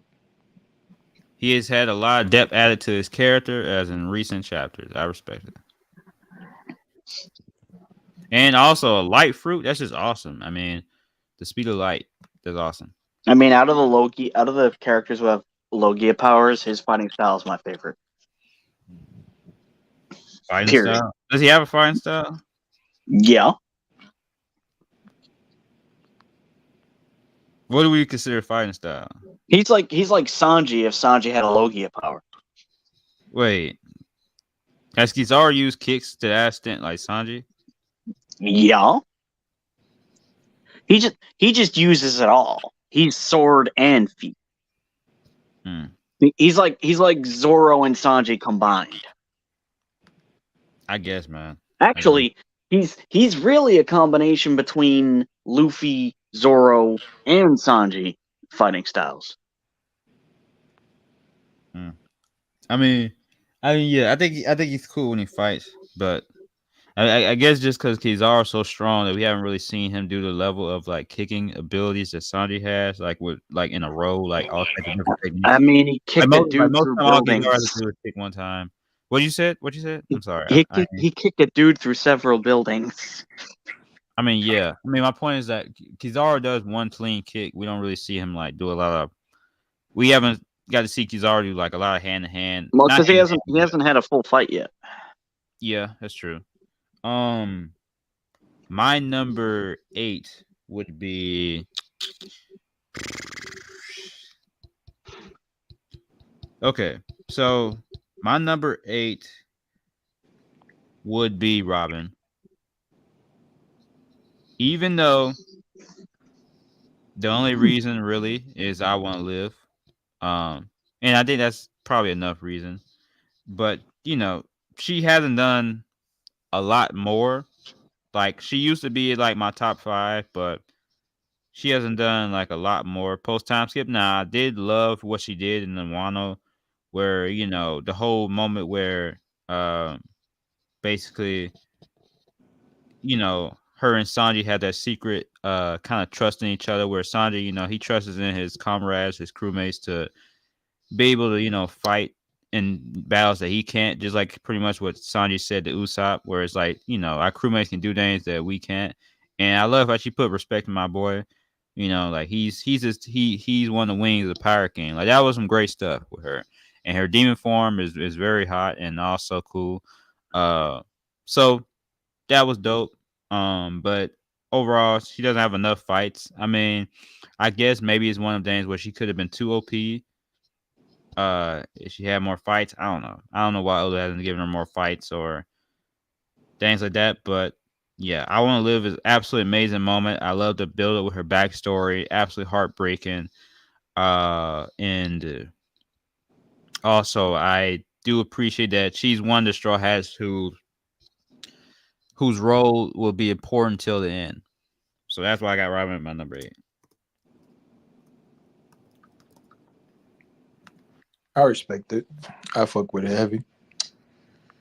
I was going to put her on my list. I feel like I really like her character, but at the same time, it's like you said, the same issue that most Straw Hats suffer from post time skip, which is lack of of having those great character defining moments, which I feel like she kind of had something like that in Egghead at the beginning when they met up with Vegapunk and he was going over um, his discoveries at O'Hara after the incident. So yeah, I mean I get it. My number 8 is a somebody who's considered a legend in the One Piece world. Dark King. Silvers, Rayleigh, yeah. Okay. Mayo Rayleigh. Oh, I put the wrong person. The man Yeah, himself. that's Yeah. Cat, I mean, hell no is really not on mine. I get it. Just for me. So what do you like about Rayleigh? He's just cool. Ain't nothing wrong with that. If that's what I you're mean, reading. it's the thing is like there's some characters that are just cool for the sake of being cool. I feel like with Rayleigh, he's just that guy. That's just his character type. He's just cool, even in situations that are really serious or intense. He still finds a way to have a cool, calm, collected demeanor about him, even when he believes he's at a disadvantage. Like when he pulled up on Blackbeard in Amazon Lily. So That was a good moment. the man swam through the Calm Belt to find Luffy post Marineford to help him through the trauma, the denial, the training. Give us hacky tutorials. Freaking. Just overall, it's just really good. And one thing too, I love his smile. Out of all the characters in One Piece, he's one of the few that I really like his smile.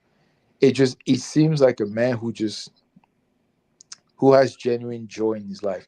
That's how I imagine Zoro to smile once his adventures with Luffy are over, because Luffy will take you on an adventure and make you see a good time. It might be a little crazy, but at least you're gonna be having a good time with him. And I feel like when I see Rayleigh smile, I see how much fun it must have been for him to be on the crew of the Pirate King, being the Pirate King's right hand man, everything that he did. It's like he's like somebody who feels like they're at peace with where they are in life and everything they've accomplished, and he's just living life and enjoying it. And I really like that. I feel like he embodies that really well. And I mean, did I speak about his physique? So yeah, Ralph, I'm gonna tell definitely. you this, man. What's up? I would advise for you to get your own channel, because the way you describe stuff, you make me almost for a sec want to put like Rayleigh on my list. Like the way you describe things is like Thank those are you, some man. great I points thought about because it, but yeah, okay. Thank you. because like when I was here now, I was just, oh, he probably just has really because he's cool, and there's nothing wrong with that. If people just like a character just because they're cool, nothing wrong with that, of course. But then you just described it, and it's like, yeah, Rayleigh actually has a lot going for him, and I I didn't really think about it to you the way you described it, and that's really dope. So Thank you, man. Appreciate it. That's what I mean. So like when I tell you that the characters that are on my top 10 is because Oda depicted them in a specific way that just spoke to me on the level, right? And sometimes I might not able to say it right then and there, but then when you press me, I start thinking about it, and then it just flows, and then I'm like, yeah, I really like this character, and it just all comes out like that. So Yeah, sometimes it can be like that because these characters I like, but sometimes I can kind of fumble with saying it in the moment. mm, Why exactly like them? yeah, But yeah. Katakuri or Black Angel, you got your number. Katakuri, the real human being, you got your number 8. 8 is gonna have to be Doflamingo. I respect it. A little bit low for me, but I respect it. Well, he's a villain, so he has to be low. I get it. Yeah.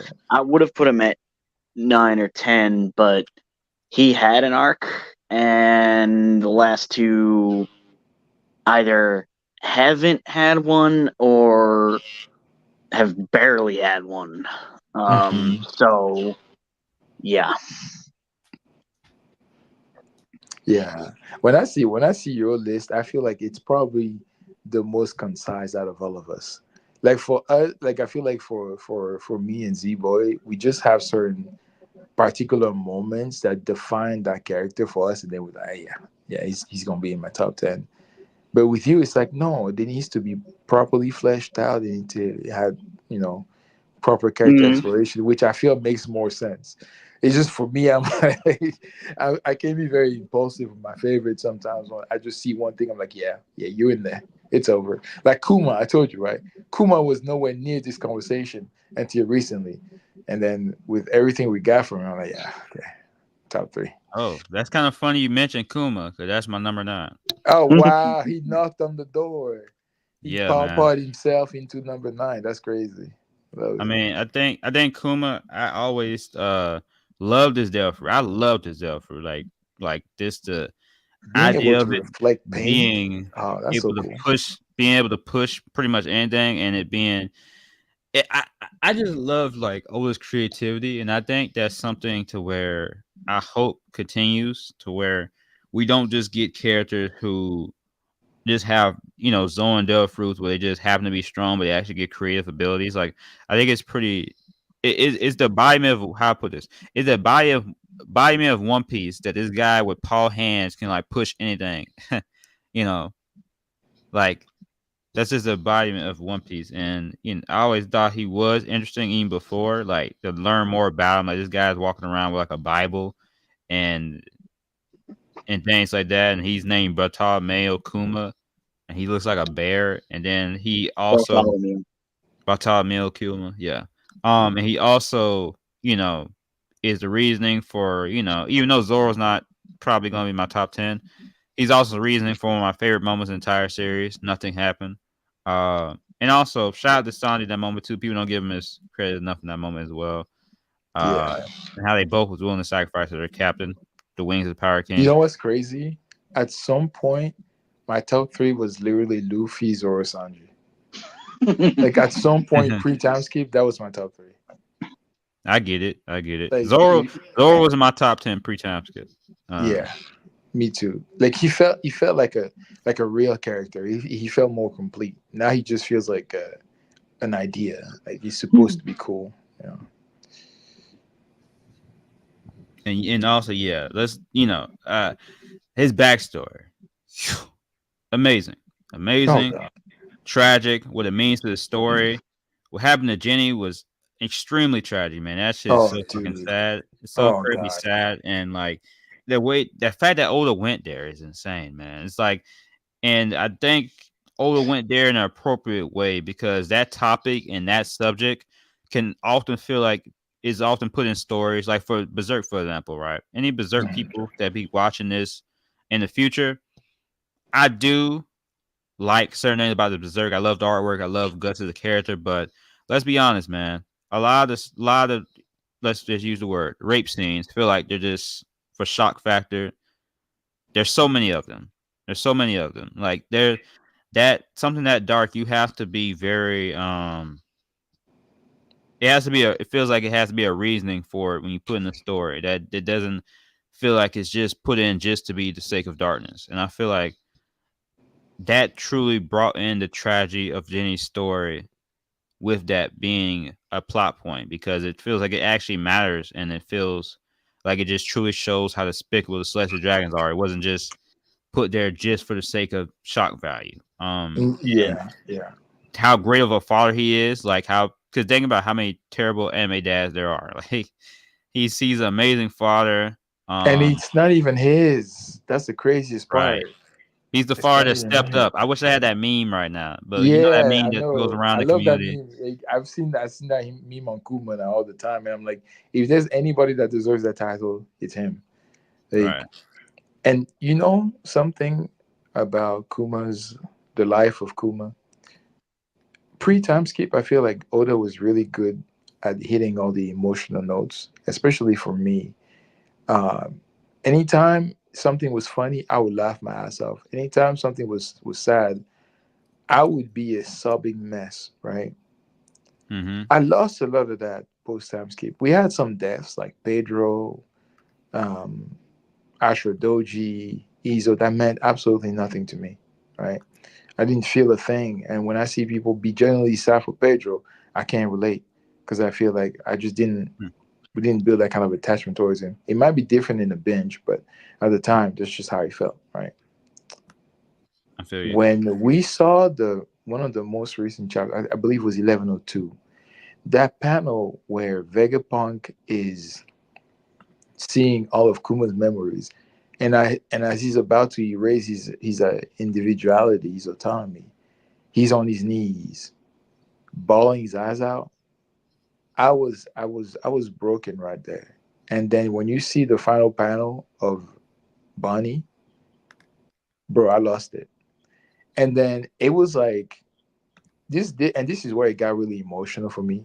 You see the panels where you see him running his entire life. Yeah. I was every time now. Sometimes when I just randomly remember those panels, I start to feel a little bit teary eyed because I'm like, yo, this man really suffered his whole life.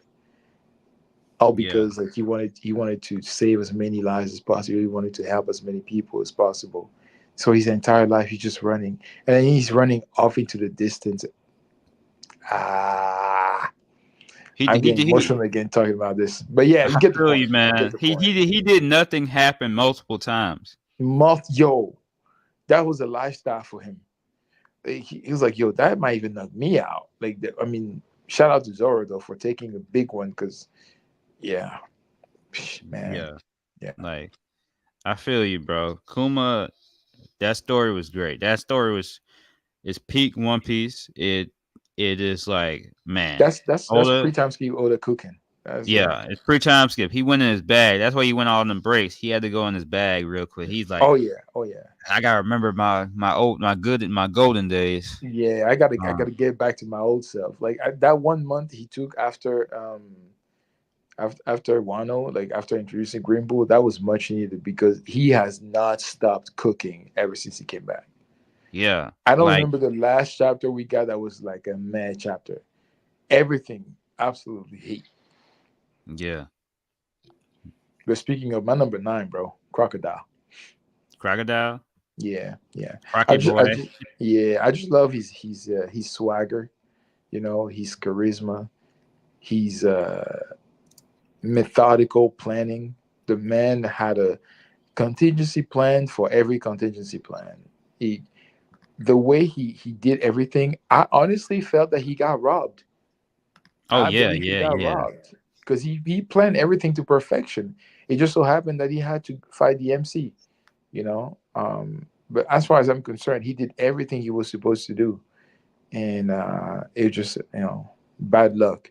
He's one of those villains I would never be mad at because he did everything. He essentially killed Luffy twice, actually yeah, three times. yeah. But Pretty much. every time somebody would come and save him. So Yeah, I guess we can just go ahead and hear your top 10. Oh, we had it too. oh yeah, dude. Yeah. Drum Like I roll. was Okay, that was terrible. Yeah. yeah, no, but I mean number 10 for me, it's like I said, he made a big impact recently and punched his way into my top 10, and that's Garp. Garp. Garp the hero. Um, Garp I the hero. just like I love the way he believed in Kobe and made him hit that honesty impact. Because that honesty impact, yes, Kobe did that, but that's really Garp. Because Garp was the one that had to build him up and give him the confidence. Like, listen, man, you've put in the hard work. Now I need you to believe in your hard work. And even if you don't, have y'all seen Gurren Lagann? Yeah, I love that show. One of Dude, the hypest animes I ever saw. remember Kamina? Believe in the me that believes in you. That's God. Yeah. He was like, you might not believe in yourself, but believe in the me that believes in you. I know you have it in you. So go on that belief that I believe in you, and you'll be great. And that's exactly what it did. And he was great. So yeah, I'm yeah, him and you believe in the you that's him. exactly. Basically what he said. Exactly. Just by proxy, right? And yeah, I just love it. And dude, his Galaxy Impact, I love I it. don't yeah.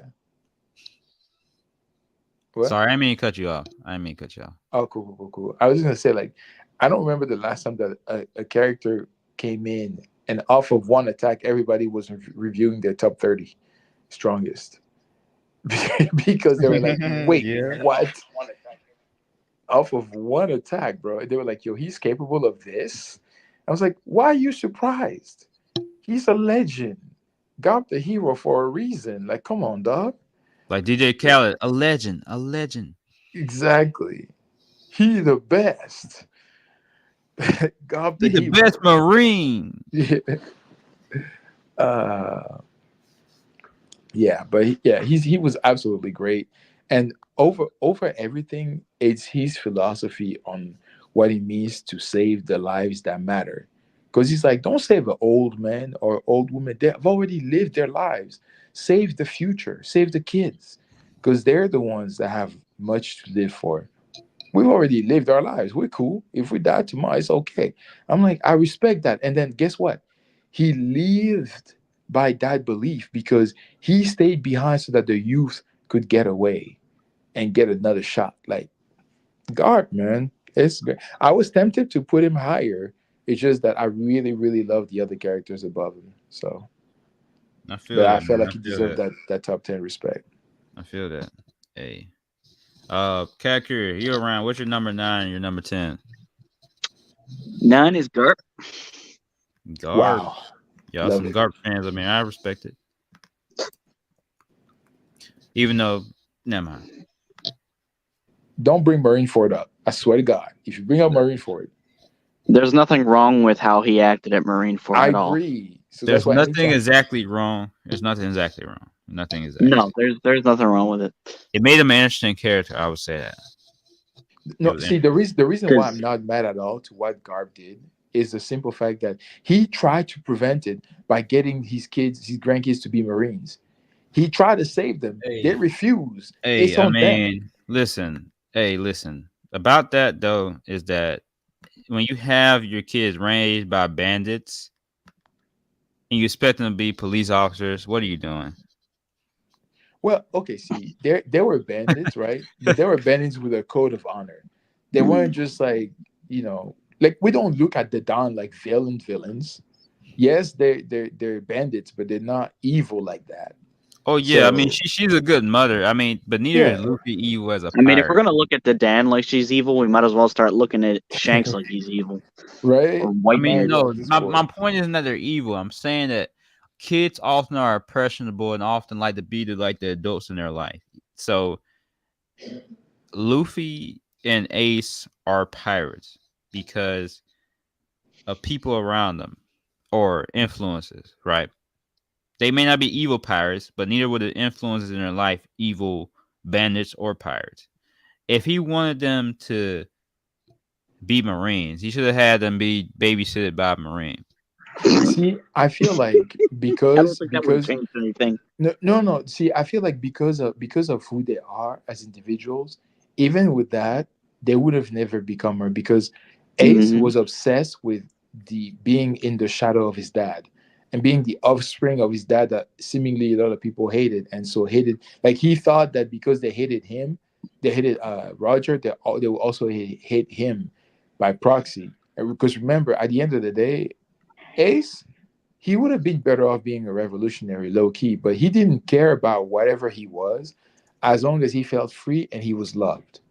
That was his main thing. And I'm pretty sure, like, even if he had been overseen by a Marine, it wouldn't have lasted really long. He probably would have gone Dragon's route, where Dragon was a Marine, and it was like, I found no justice there, so I left, right?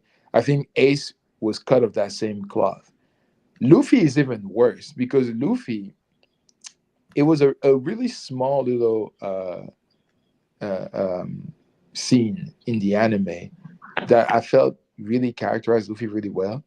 And Luffy was like, listen, I don't even know what I want to be. That was before he met Shanks, right? He was like, I don't know what I want to be one day, but I know one thing for sure. I want to be free. I'm not going to get that being a Marine. So stop asking me to be a Marine. Like he said that to his granddad, like, stop trying to make me a Marine because I'm never going to be one. Even if you drag me to Marine HQ and train me there, raise me there, the first chance I get to run, I will run because that's not me. That's not what I'm trying to do. And when he met Shanks, that only reinforced him, right? But so I feel like in spite of their environment, they would have ended up the way they did anyway. So that's why I cannot even blame Garp. Because it's like, listen, man, he tried. He tried to convince them. He tried to show them a different path, and they didn't want it because they built different. So at that point, anything that happens to them, that's their own fucking fault. And I wasn't mad at Garp because Garp wanted to save them. He was like, why didn't you see how much Garp regretted that they made the choices they did? It's like, why didn't you listen to me, bro? Well, here's the thing, right? You're okay. So here's the thing, Garp. I don't think he made the exact right choice, but I do think he is an interesting character in the terms of. Well, actually, okay. So I don't know if he made the right choice or not. I think it's one of them things where it's neutral. It's like he was choosing between justice, what is justice, and his family. Now, I will say this: if the world sees a Marine trying to save pirates, that would be bad for the world. Remember what he is too, right? He's the symbol of the Marine.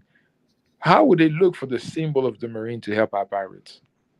That would be extremely demoralizing, and people will stop believing in the institution that is the Marine, because they're like the one that we idolize, the one where we aspire to be like, completely looks down upon that institution that he serves for the sake of his family, for the sake of pirates.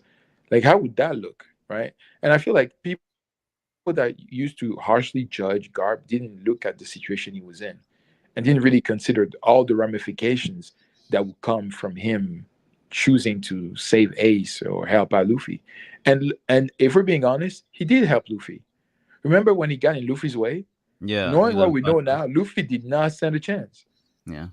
But he didn't do anything. So here's the thing. When I said certain things, right? For me, that doesn't exactly mean I don't think they're interesting character. For me, like, no, I know that. Dude, I don't think we're even like, I'm not even questioning your perception of Garp as a character. That's not even, I know that's not what we're talking about, because I know his decisions are controversial. I'm just the same way that Katakuri was Whitebeard's lawyer. I'm just being Garp's lawyer right now. Yeah. I do think is a difference between a character who molds you question and it being bad writing. Yeah. Like, no, I'll never call it bad writing. Yeah. Here's the thing. I aspire to be a writer. Right now, I'm writing my own series that one day I plan on releasing. Nice. So when I look at characters, I look at how interesting they are as characters, their depth and their complexity. I don't have to like a character as a person to at least note that they're a good character. Right? That's why I said earlier with Orochi. I hate Orochi for what he's done. But at the same time, if I had to make a list of all One Piece characters, Orochi would be way above Treble. Because Orochi actually is a character, he's meant to be hated. Treble's not Treble may not be meant to be liked, but he is not He's just exactly meant to be. annoying as all Yeah, hell. exactly. Yeah, and he doesn't really add nothing to the story. So so even though I'm not the biggest fan of Garp's choices, and I'm kind of iffy about him in terms of that stuff, I do think he's an incredibly interesting character in that sense of him being Absolutely. between them two. Yeah, But couldn't agree at more. the same time, there's at least one character who is a couple characters I have above him now that I probably wouldn't put him in the top 10, but he is a good character. And the last character I would put is this was a tough one for me. This is a tough one for me because I'm not sure where to put between these two. But for now, I'm gonna put NL and Law. NL/Law. And that's cheating, I know. Wait, for the last one for 10? Yeah, for my 10. You know what's funny? Because I did Garp/Kobe, but then I had to decide if I like which one I wanted to keep in the 10. So I'm not mad at it. I'm gonna see if I can decide after Cat's choice. I'm gonna think about it a little bit more. Yeah. Cat, what is Enel to me is a great choice. I feel like as a character, Enel is 1,000 times better than Law, but that's just my own bias. Yeah, I know, right? Pretty spicy, ain't it? But yeah, go off, man. I mean, hey, if that's how you feel, that's more than spicy. That's sizzling. That's sizzling, huh? If I can get Cole in the stream one day, I'm gonna point you out. I'm put you on the spot. If you get King of Lightning in the stream, I'm gonna curse him out. Oh, hey, damn. yo, why? Hey, you heard it here first, folks. At live stream. Man is a number one fraud. When I grow more one day, I'm gonna set it up. And Cat's gonna expose. He's gonna expose Cole on stream apparently. He's already exposed. Man doesn't know what he's talking about. Oh dang. It's like that. Hey. He's the kid sitting at an adult's table. Dang. That's crazy. You know, Mister, I think I'm so much smarter than you all are, and I know the truth. No, you don't know the truth. You're along for the ride like the rest of us. Hey, Cole, man. Hey, Cole, if you hear this, we don't associate with this. Come on, you don't even know the guy. Hey, Teddy knows Brago, so I talked to Brago once. That's Brago. I mean, I had Brago once in a stream. The only One Piece YouTuber I'd wanna be in a stream with would be Tekken. It's kind of funny. It's kind of funny. It's funny. I can't be in the stream with Tekken because he's too wholesome. I'll put it to you like this: I'd be in a stream with King of Lightning before I'd ever be in one with Roger. You know what's funny? Cat, you are speaking to my soul right now. Yeah, what are you about to say, Zebo? King of Lightning, I think, could at least be fun to talk to. Roger, no thank you. He would be extremely entertaining. Like, I think King of Lightning. What really angers me about King of Lightning is the Garp hate. That's what pissed me off about him so much. Yeah, because he just didn't realize things that were obvious. Like, dude, you do know Garp let himself get hit by Luffy. He wasn't punched because Luffy powered through him. Yeah. It's clear to everybody else that that's what happened, but you, Mr. Big, massive fan of One Piece, don't seem to realize that. I mean, what I was gonna say was funny to me, and Cat was going off, man. Cat was going off. Now, me personally, no, don't take it back. Me personally, I want to. No, I'm not going to take it back. I'm not going to take it back. It's just when I said curse him out, like I would, but I don't mean it in the sense of like I would attack him and rip him to pieces because look, it's just his opinion on something fictional. I can't hate the guy because he disagrees on something fictional and has certain views that I think are insane. We're not talking about like real people here. The thing is, I love getting into passionate discourse with other people. And there's that too. I'd probably enjoy getting in an argument with him. No, dude, 100%. And that's why I feel like I cannot talk to somebody like Tekken. He's too wholesome. For him, anytime. I think because I've seen him, right? in situations where when the conversation starts to get a little bit heated, he withdraws or he runs away, and that's just not me. So that's Yeah. why I say, like, I feel like he probably wouldn't be able to hang for a long time. Well, what is funny is that I don't want to, because I hate when people say this, that when they call people themselves a good person. So I'm not gonna say I'm a good person, but I would say that outside of things I care about, I don't really like arguments either. See, Like, that's the thing, right? You don't what we're doing, and that's why I feel like the lines get blurred sometimes. I'm not having an argument with anyone. I'm just talking passionate about You're something talking that about means a lot debate. to me. And then, You're talking yeah, about a debate, not an argument. exactly. And the debate is very different because we're coming at it with a very particular energy. We don't hate each other. We just happen to have different opinions on something. And more than anything, I'm curious as to why you feel different than I do. Because if I'm able to understand why you feel the way you do, I may not change my stance essentially, like necessarily, but at least I can earn newfound appreciation for a different perspective. You feel me? Yeah. And I feel like that's yeah, the point of a debate, especially about people that are passionate about the same thing. It will never be disrespect or like actual argument, because if it were, it wouldn't, like, people would not want to put themselves to that again and again, as you see with like Brago and some of the other streamers, is because they understand the energy. The problem is people like Joy Boy or Taking, they don't get that. They think once it starts to get a little bit heated, oh, you're just being mad or angry or disrespectful, and they withdraw. And that's fine. And that's fine. But that's why I say, like, because of that, that's a different crowd. That's not me. So that's why I wouldn't be able to talk about One Piece with him, To because be I feel like we have different energies. well, I mean, it depends on the conversation. Like, if it's a discussion where opposing views are gonna be there, then yeah, I'm right there with you. But if it's just let's talk about our favorite moments, Yeah, oh yeah, you're right. You're right. Yeah, definitely the nature of the and conversation, the topic and play a and role. my thing with this now, it's unfortunately become a trash this person kind of stream, and that's not my intention, for the record.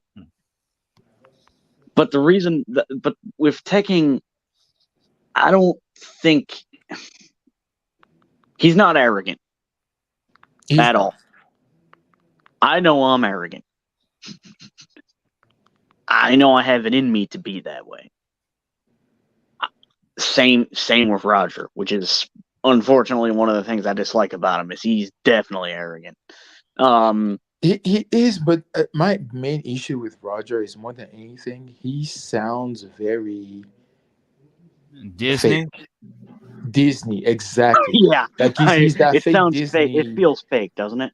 and I don't like that. That's phony as hell, and I don't like that. I don't like the whole "I'm the man in charge" kind of vibe he seems to give off when he's in That's the streams funny with other thing people. because, yeah, that's the funny thing because it feels really forced to me. When Brago has a stream, when Cole have a stream, when Morge, And, all that, right? They don't and, need to flex to let you know we in charge. They're just doing it. But I and, feel and, like with and, Roger, and by the way, just to put it out there, I don't mind if y'all guys call me out on something. Just put it out there. I won't just shit on people and act like I'm perfect. Just put it No, oh out no, we're of there. not. course not. We're If not. I'm if I'm doing something, y'all can call me out. That's all I'm saying. Like, if I was a YouTuber, people would probably think I was the biggest asshole on the platform Yeah. No, in No. terms let of me One let me Piece let and me tell stuff. you something, Z boy. There's a lot of people that do One Piece content, and like I know a few people. I mean, I'm in the post chapter reaction conversation sometimes. If you did anything that I didn't like, I wouldn't be here right now. Like Mm. Yeah, I wouldn't be here as long as I am, right? So like, yes, yeah, I Right. mean, I but mean, I mean, Z Boy's number 10 choice might be kind of pushing me towards yeah, that. it might, it just I'm might just do it. kidding. It I'm just just kidding. might send me over the edge, man. Let's hear it, because I'm you just said no, no, between no, no. I was joking Enel about and his who? NL choice. I was joking about his NL choice. Yeah. Yeah. I chose an L. I chose an L. I'm, My I'm, but man. I'm, but See, I'm that's just what I'm talking messing about. with you when I say that. My You see, number you see, 10? you see, category. This is what I mean, and this is why I feel like you probably be better in a setting like Brago than like we're taking. That joke you just made. If you're in a server with Brago and them, you don't even need to clarify that it's a joke. We all understand it, Oh, That's true. I knew it was a right? joke. I knew it And I was a know joke. Z Boy gets it too, but I'm just using that as an example to say why I feel like it would be different depending on the environment you're in Man, I because swear, if the three of us could do like a channel where it's the three of us like doing group stuff, yeah.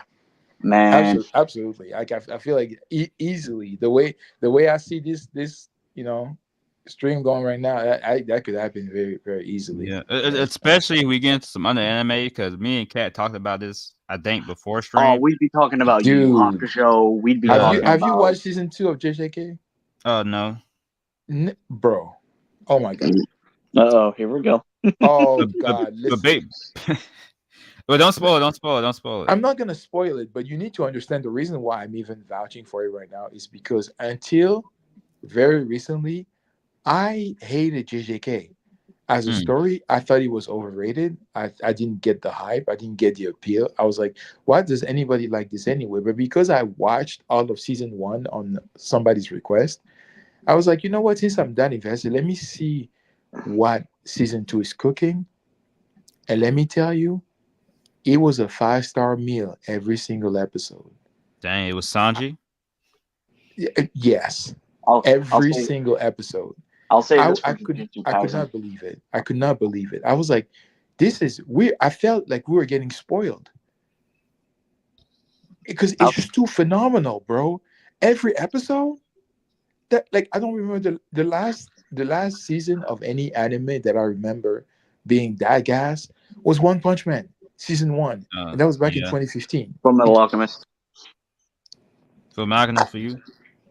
Oh yeah, Brotherhood, and not the original nonsense. I'm talking about The new 2011 or best. Yeah, yes. That that yeah, that is gas. That is that is gas. probably Yes. for me. That's the best anime I've ever seen.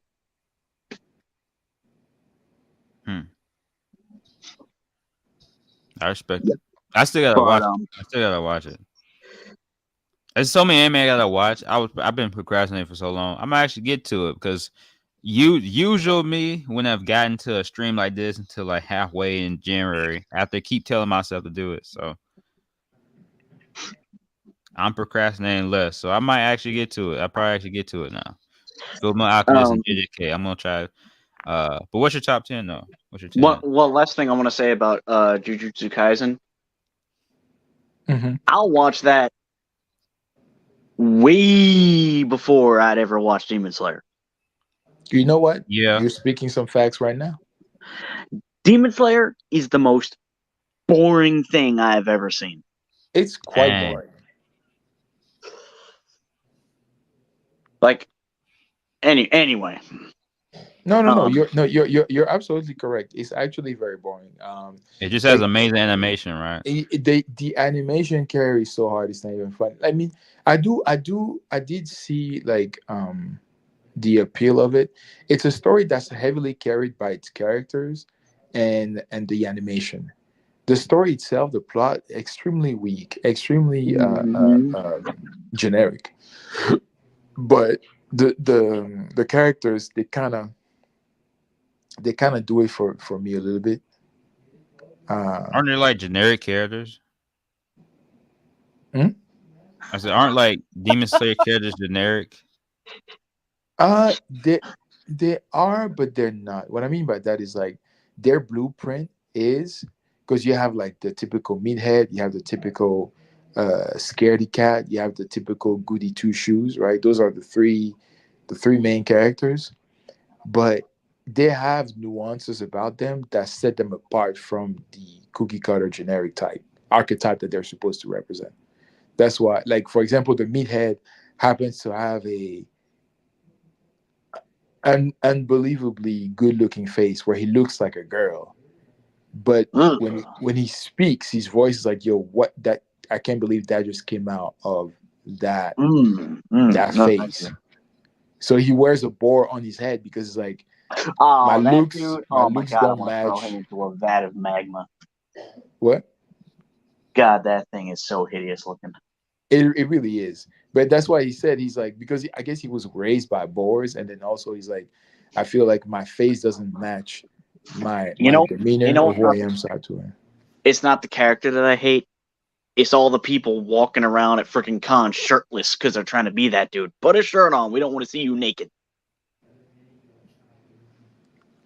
I hate that. Yeah, yeah. No, I I get mean, that. my friend was dressed up like that. Put on a shirt. You're not an anime character. You're a real person. Tell my homie to put on a shirt. I got you. Yeah, But put on a shirt. what's your 10? What's your 10, man? What's Anyway, your 10 real number quick? 10? Then we can continue with other stuff. And after I say this number 10, I want to say something that was said about Garp in relation to Marineford. My number 10 is Rayleigh. No way he made it. The Rayleigh boys. Hey, he So- made it. All of that stuff that was being said about Garp not doing anything to help Ace, why the hell wasn't Rayleigh there? And don't tell me he didn't know, because he definitely knew Ace was freaking Roger's son. There's no way he didn't know that. Oh yeah, he probably did. He probably did. So I if think people are it going to was get the on same thing. Garp's ass, then Yeah. why aren't they going to get on Rayleigh's ass for not hauling his ass over to freaking Marineford I'll and tell being you like, why. hey, Shanks, bro, can I help you fight? I'll tell you why he didn't move. Is because he already met Roger's true replacement. Yeah, he met Luffy before that whole thing with Ace became public. So grimy. he's like, hey, you know what? It's all good, baby. We got your replacement. We good. You can He's die. like, Roger, I'm sorry, but your son's got to die so Luffy can take over. It's like, hey, your song is kind of garbage, but I found the real G. So it's all Oh good. man, that's That's God, rough. that's That's ghastly, really rough. man. But yeah, that's the reality. Unfortunately, he's like, hey, you know what, man? We got it. We good. He can die tough. in peace. Let him rest in peace or in pieces. Whatever. You know, at some point we're going to have to do a follow up to this and go up to 20, right? One day. For favorite characters. I feel like not obviously not right now, but not right now, but yeah. And honestly, whenever that happens, I feel like even that top 10 might change depending on what happens. I can even between do now it and like then. next stream. You see, I want to wait until things on Egghead progress a bit more because I have a sneaking suspicion that Kizaru might climb up pretty high in that top 10. But I have to wait and see. I thought you were gonna say something else. What? What? I thought you were gonna say something about Dragon, and to that I was gonna say, nah, that man's gonna stay on my most hated list forever. I have no hopes for Dragon right now. I feel like unless we get an exhaustive backstory as to why he is an acting person that he just doesn't take action whatsoever. It's like, oh, Jeannie's getting her back blown out by Celestial. It's all good, baby. Keep on fighting for freedom. Yeah, right. Like, what? A man That's who's insane. a man who the fan base thinks is like top 6, and this dude's just like, nah, that's okay. You know, my father in his old age, 80-some-year-old man, single punch can basically demolish a city. And I'm, let's just assume on the same level and much younger, possibly with the Devil Fruit on top of that. My top 10 strongest going to be real interesting to you guys. Freaking Salvo and company goes to Mary Joe's by them freaking selves years later, and Dragon's like, I could create a hurricane and probably decimate half of their land and wipe out most of the celestial dragons, but I'm not going to do it. Even though it's made very clear by Robin that the Revolutionary Army is like the most feared organization in the freaking world. And this is before the post-time skit. Yeah. Nah, man. That's just despicable. You're Dragon, you are officially the worst freaking leader in this series. And the thing is, you have people, right? They try to they cover for Dragon because they said that he's fighting a fight that's way bigger than any single individual. And I get that. I respect that. I understand it. But it hurts so bad when it's somebody like Kuma and everything that he's given for the revolutionaries. And you can't return the favor just a little bit. Yep. When people say that, I feel like saying to them, yeah. And what did Garp do when Kobe was kidnapped? That's what I'm saying.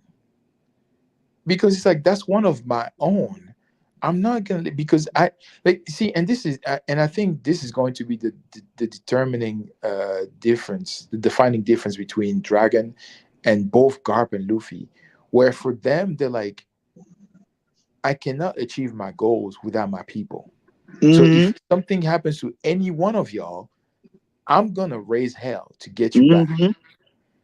Ginny was an information gathering genius. People forget this. She's the reason the God Valley incident happened because she sent out all the information about all the devil fruits that were going to have there, what was going on to neighboring islands. And that's how Rocks and them caught wind of it. That's how Roger caught a wind of it. And by proxy, Garb. That's the reason they all pulled up there. That's all because of Genie. So she's an amazing individual. She's an asset to the revolutionaries. Because God knows, given how much Dragon sweats every single time, he doesn't know anything. He needs somebody that's going to be able to get information to them. And when that person gets captured, oh, it's all good. We can You know manage. what's also No, you you know what's also cannot. you know what's also funny? Actually, I'll let you finish first because No, you're right. You're right. I'm good. Yeah, I just finished it. Yeah. so Dragon doesn't want to go to Mary Jo's to save Ginny because, if he does that, it ruins his whole plan. It, destroys all the work that they've done for all those years, building up their forces They'd and be blah, blah, blah, exhausting blah. resources they don't have to Okay, save then. just one person. Yeah. Why the hell did he go to Loguetown by On a himself whim, bro. Like, just to freaking stop Smoker? and dude, when Like, no when they showed disrespect to that Smoker. panel, I'm No like, disrespect. Oda, yeah, Yeah, no disrespect to Smoker, but Dragon could have had anybody do that. yeah, yeah, Oh, yeah. I'm so concerned with, the work that we've been doing.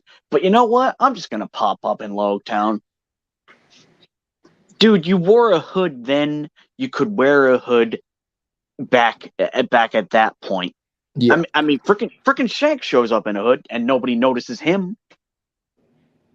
That's the thing, right? Where I feel like so he's willing to go to Logtown just like that on some random rogue mission or something. I don't know. He just goes off like that.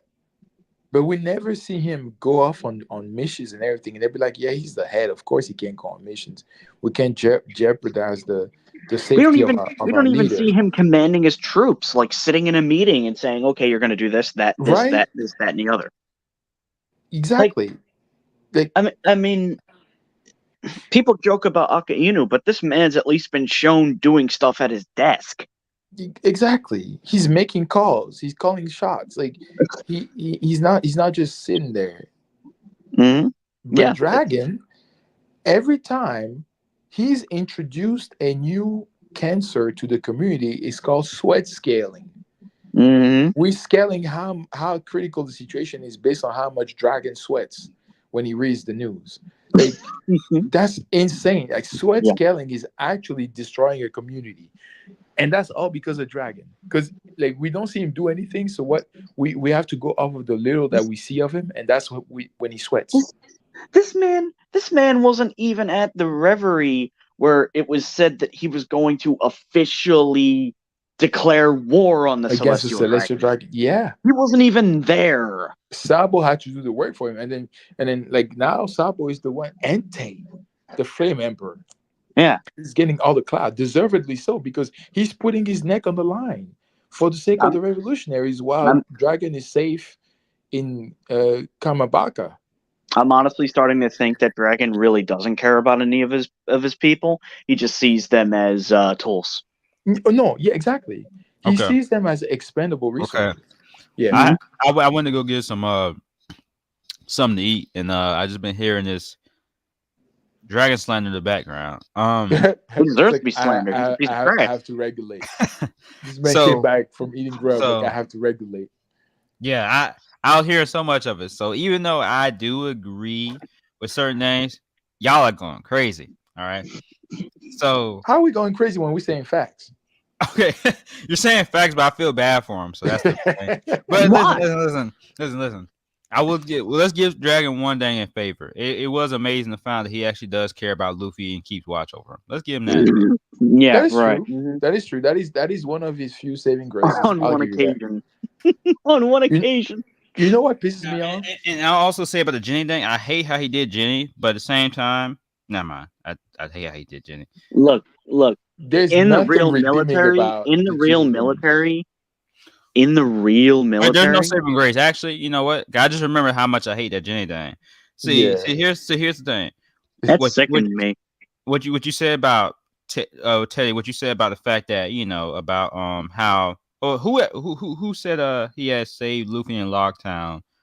Um, Oh, yeah, that was Cat. Yeah, it was like Okay. anybody. Yeah, now he won't. I don't know you remember this, Cat, but this is what I said a long time ago. When fans bring up the point of Dragon didn't save Jenny because of his military force, yada yada, that does make sense, right? I think the problem with that is that similar to how Teddy was talking about observation hockey, not observation, what Conqueror's Hockey do. I feel like the problem with that, in my opinion, is the fact that it's not stated in story. It's kind of headcanon. What, Dragon? Yeah, the fact that Yeah. Dragon didn't want to expand his military resources. And then people will say on Twitter, right, that, oh, you're an idiot if you couldn't figure it out when it's not even stated in the story. Oh, y'all slandering Dragon, You you're can stupid. infer it from You context clues, right? you have reading literally whatever. Reading comprehension. Reading issues. comprehension issues. Yeah. Right. Even though it's not stated in story. See, I would have no problem. Okay, I would have a problem in the sense of, well, I don't know if I would or not. But okay, so I'm sorry, I'm slurring my words. Let me slow down for a second. It's all good. Take your time. Because I'm ranting so much. I that do. I'm Like, slurring my words. Trust me. I know. Okay. So here's the way to put it, right? If we had in story Dragon saying that would be 1,000 times better than just seeming like he just does not care about Jenny. That he said, "You guys can trust in me. I have your back," and not having their back. That'd be a lot better. Even if right, this would been a lot better too, right? If we saw some visible emotion of him being upset about what happened to Jenny, right? Like clenching his We didn't fist, at see least. anything. Yeah. Like if he's Right. like, I hate I had to do this or something, right? Yeah. Even if you don't agree with him that he had to do it, at least make him more sympathetic, or at least have some level of. I understand that Oda wants him to be this stoic character, or whatever, but why is he sweating when he reads a newspaper, but he's not sweating or crying or some form of emotion in this really important moment when he found out this horrible, horrendous, unspeakable thing happened to one of his comrades, and not only one of his comrades, but the girl of one of his friends. Yeah. That he is supposed to be partly responsible for protecting. Why is there not some level of rage, some level of I'm gonna get back, I'm gonna revenge you one day, Jenny, or something? He feels like an unfeeling individual with a critical lack of empathy whatsoever. Yeah, which doesn't make sense given his cause and what he's fighting for. Yeah, even if he's the stoic, he can still have moments to where he should. But that's the thing, right? I don't think he is a stoic because we saw how he felt when he saw Ohara and what they did to erase all traces of knowledge of the Void Sanctuary. So he knows that, like, he responds to cruelty. It speaks to him. The man was so triggered by the lack of justice in the Marines that he left. So clearly he has a very strong sense of right and wrong, and he feels. So it's damn near impossible based on all the context clues we've got in the story to say that he's a stoic individual. Yet the most we ever see him do is sweat. Huh. Not even sweat when he's in action, sweat when he's reading the news. How pathetic is that? Sweat. Like I just can't deal, bro. Dude, Oh you're my supposed to goodness. be at apex of the verse. Like you going outside right now. And The, what the most pisses me off, the most wanted man is scared. The most wanted man is scared the of the news. most wanted man. These days I forget that he is the most wanted man because he doesn't have that aura about him. The last time I remember him having that aura was after Enies Lobby, when he was talking, to himself, but really to Luffy. Was like, oh, so you're making all these big moves, and that's one way to look for the truth of this world. Keep going at it, right? And then you had the label of the most wanted man. That was the most sauce Dragon ever had in the story. Ever since then, it's been a decline. His stocks are hitting historical lows, and I'm concerned. And Mm. I don't know what's gonna happen. But you know what pisses me off in all of this What's is now up? that I see what he's doing with characters like Garp, with Aokiji, with Kuma now, I know the kind of cooking Oda is about to unleash on us with Dragon. I know, I actually, more than I know, I hope that my opinion of him comes around. Because if Yeah. there's not a good justification for letting Ginny get sexually taken advantage of and experimented on, as we found out recently, my guy, he will rise on my most hated list. Because that's no, no, no way. Yeah. I mean, I partly why I was kind of feeling bad a little bit is because I do think Dragon has so much potential, and I feel like, yeah, I think he will come around. I mean, because his Luffy stuff was good. Find out that he secretly watches Luffy and all that, and how it was written and done, and the idea that he can't really be in Luffy's life because he's wanted and all that. That stuff, was really good character depth. So I do think Oda will come around the Dragon. I hope this Jane Dane doesn't ruin him for me though. Whenever he Hmm. does come around, Yeah. because that's really I just don't understand why Oda decided not to have him show some type of visible emotion or something like I'm going to get revenge for that. But yeah, um, Was I think we pretty much gave our top 10. We gave our reasons for our top 10. yeah, We gave our reasons why Dragon's in none of our top 10 favorites. that's right. Although it's funny, at a certain point, Dragon was in my top 10 favorites because it's Oh, me just too. the Yeah. potential he had. It's not he did anything. I just I No, had him in there because that's why I tell you, like, if you had asked me about my top 10 pre-time skip, it'd be very different from what it is today. Because there were a lot of characters that, just off the strength of their introduction alone and what they were supposed to represent in the story, I had Mihawk in my top 10. I had Dragon in my top 10. Of course, I told you Luffy's or Sanji. So yeah, it was oh, very oh, different back then. oh yeah, my entire list would be filled with Straw Hats if it was 3 times. I think 10 for me would have been Shanks back then. Oh yeah, and now I that would have made sense because we were in for all that stuff. But yeah, like with Enies Lobby, yeah, Usopp would probably be maybe a little bit higher too, just off of bias. Brook was actually high on my list at one point. Oh, Yeah, Brooke. yeah, I died by Brooke for a sec. Brooke is great, man, because Brooke comes in clutch. Every time Brooke needs to be there, he's awesome. He doesn't really have any downer moments, but he's just not around enough to rate him that high. And his backstory is extremely tragic.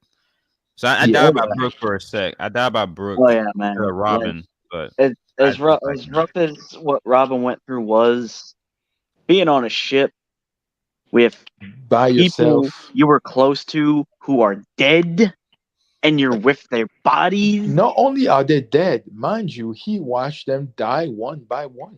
Yeah, And he was has to be there, on the like, and he's on the same ship with their bodies, which are probably becoming dude. skeletons over time. It was Like one of Yeah. those few times Pretty morbid. Yeah. I was bawling out loud, bro, because being that was the Sake only playing in the time I actually got background, teary eyed. like I was like, dude, stop it! You're killing me. Yeah, And that was then the only time. somehow he still finds the will to stay alive because his soul found his way back to his body. That was like Yeah, that was so crazy. So when he found out Laboon was still alive, oh my days. And he had a reason to go on a journey again, and they accepted him on the crew. That was the height of my appreciation for his character. Ever since then, he hasn't gotten nearly that powerful of a moment. Because that, to me, that was oof. Because mind you, when we get introduced to Laboon, that is so much early on in the story. We don't think that's going to be relevant later on, but as Oda does, it is. And then when he comes back around, you're like, I know Laboon. See, going back to what you were That was saying awesome. earlier, Yeah. Z boy, it was like that because we felt like we're a family. Like, I know that motherfucker. We saw him when we got up the red line. Like, yeah, Laboon, right? Yes, man. Listen, dude. Actually, you know what's crazy? I didn't even realize this. I'm talking about all this shit. I'm getting emotional, bro. Like, fucking hell. Yeah, wrap this shit up. I'm That's- done. Yeah. That I probably signed up is. for I think it's safe to say Brooke is tonight. all of our honorable mentions. And we had to do honorable mention, it'd be Brooke. That probably is. That probably is the only time I got emotional, legitimately, with One Piece. Wow. So the Mary Burning didn't do it for you, huh? Nope. Oh, he hates that. Yeah, he hates Cold that. hearted. Look, I don't even go it's into a that. cool I don't looking even go into ship, but it's a ship. I'm sorry, it's a ship. I mean, I get it. The thing is, right? It was much like Ace dying. He's death Do didn't I really feel do something anything to for me. Usopp's reaction to all of that? Yeah. That's what broke me. But the ship When he's itself, standing there, no. just Usopp, maybe I didn't get teary eyed about, but it's definitely like, oh damn, man, yeah, like no, that's. he's bawling in silence, bro. The tears are overflowing, but he's just there like, I'm like, I oh, honestly God. kind of low key hate Zoro for that. Like he was right, but He at the was same too time, cold. it's like, Yeah, it's like, he was come on, way man. too cold. He's your freaking compadre, and you guys aren't even really pirates. No, for real. Like at least back then, like y'all were. Who have you pirates. robbed? Who have you killed? Who have you Nah, killed? it's really funny. Zoro acts like he had the hardest life ever. I mean, no offense to Kawina, but come on, bro. Look, No, but the only thing that happened to he's this just, man like, was his hardened. girlfriend fell down some stairs and died. That's it. I mean, no offense to anybody who has drama. I'm not trying to downplay drama, but a lot of people have had, Yeah. something like that happen in their lives. Like, No, I someone think in their childhood died. Even Luffy had it worse. I mean, Sabo turned out to be alive, but this man added Zoro, like, he had the hardest life ever, bro. No, How I think stoic no, and it's not even serious that. he is. I think for Zoro, it's more so that he has a very strict code of honor and code of conduct that he lives by. Because being a swordsman comes with a lot of discipline, right? That's And true. so because of that, he has certain standards and expectations of certain behaviors when you're in a particular setting. So that's why he reacted the way that he did. But even more than that, I feel like out of all the Sorats at that point, besides besides Robin and maybe Nami, he probably had the hardest journey because this man was just bounty hunting. Not even because he wanted to, but because he was trying to survive until he found Mihawk to challenge him. So this dude, he's probably been in situations where like that were pretty hardcore, and he's probably killed a lot of folks. So to him, he's not playing games when he says he's a pirate. Like he's killed, right? Unlike many past of the tense other though, before he Sarhats. was a pirate. Before, yeah, exactly. Because ever since he joined the crown, I don't think he's killed a single person. Like he may have, Which is pretty lame. extremely lame. Like, see, that's the thing that pisses me off because you have people like Grand Line Review that'll be like, "Oh, the Sharks have killed people." I'm like, if they killed anybody, it was by accident as a result of something. Like they probably pushed a marine and then the marine fell over on the sword and died. I wouldn't count that as a kill for the Sharks. I mean, because no. I mean, Luffy drew like some Marines into like But fire. but dude, yeah, people keep referring to Impel Down and all that. It's like, do you think like consciously thinking about that. The dude was crazed on finding his brother. I don't think he was thinking, "Oh, yo, You I don't want to kill these And, people." He's like, and yeah, Robin is an assassin. She's definitely killed. yeah, no, that's why I said, right? Like after they joined the crew, they don't kill people anymore. But if you're asking me, if this was a real pirate story, like I don't want to say real pirate because yeah, but every single Strahd has killed before becoming a Strahd.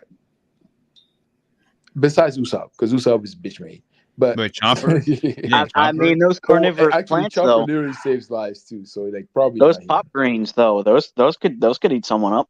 I be looking at them pop greens. I'd be like, there's no way these people are surviving, right? Yeah, They no. let they But be getting eaten, but it's like well, we don't never see it. see what I was gonna mention though in regards to the whole Luffy argument, Nipple down. Look, Hmm. if Blackbeard sucking people up into a black hole doesn't kill them, then Luffy beating people up as hard as he can doesn't kill them. No, he didn't just beat them up though. He drew them into fire. You saw those people get sucked up by the black hole and come back out of it and just look like they were bleeding a little bit. I'm gonna be honest, bro. Getting sucked. Whoa, what? Paul, You know what a No, black hole would do yeah. to you, right?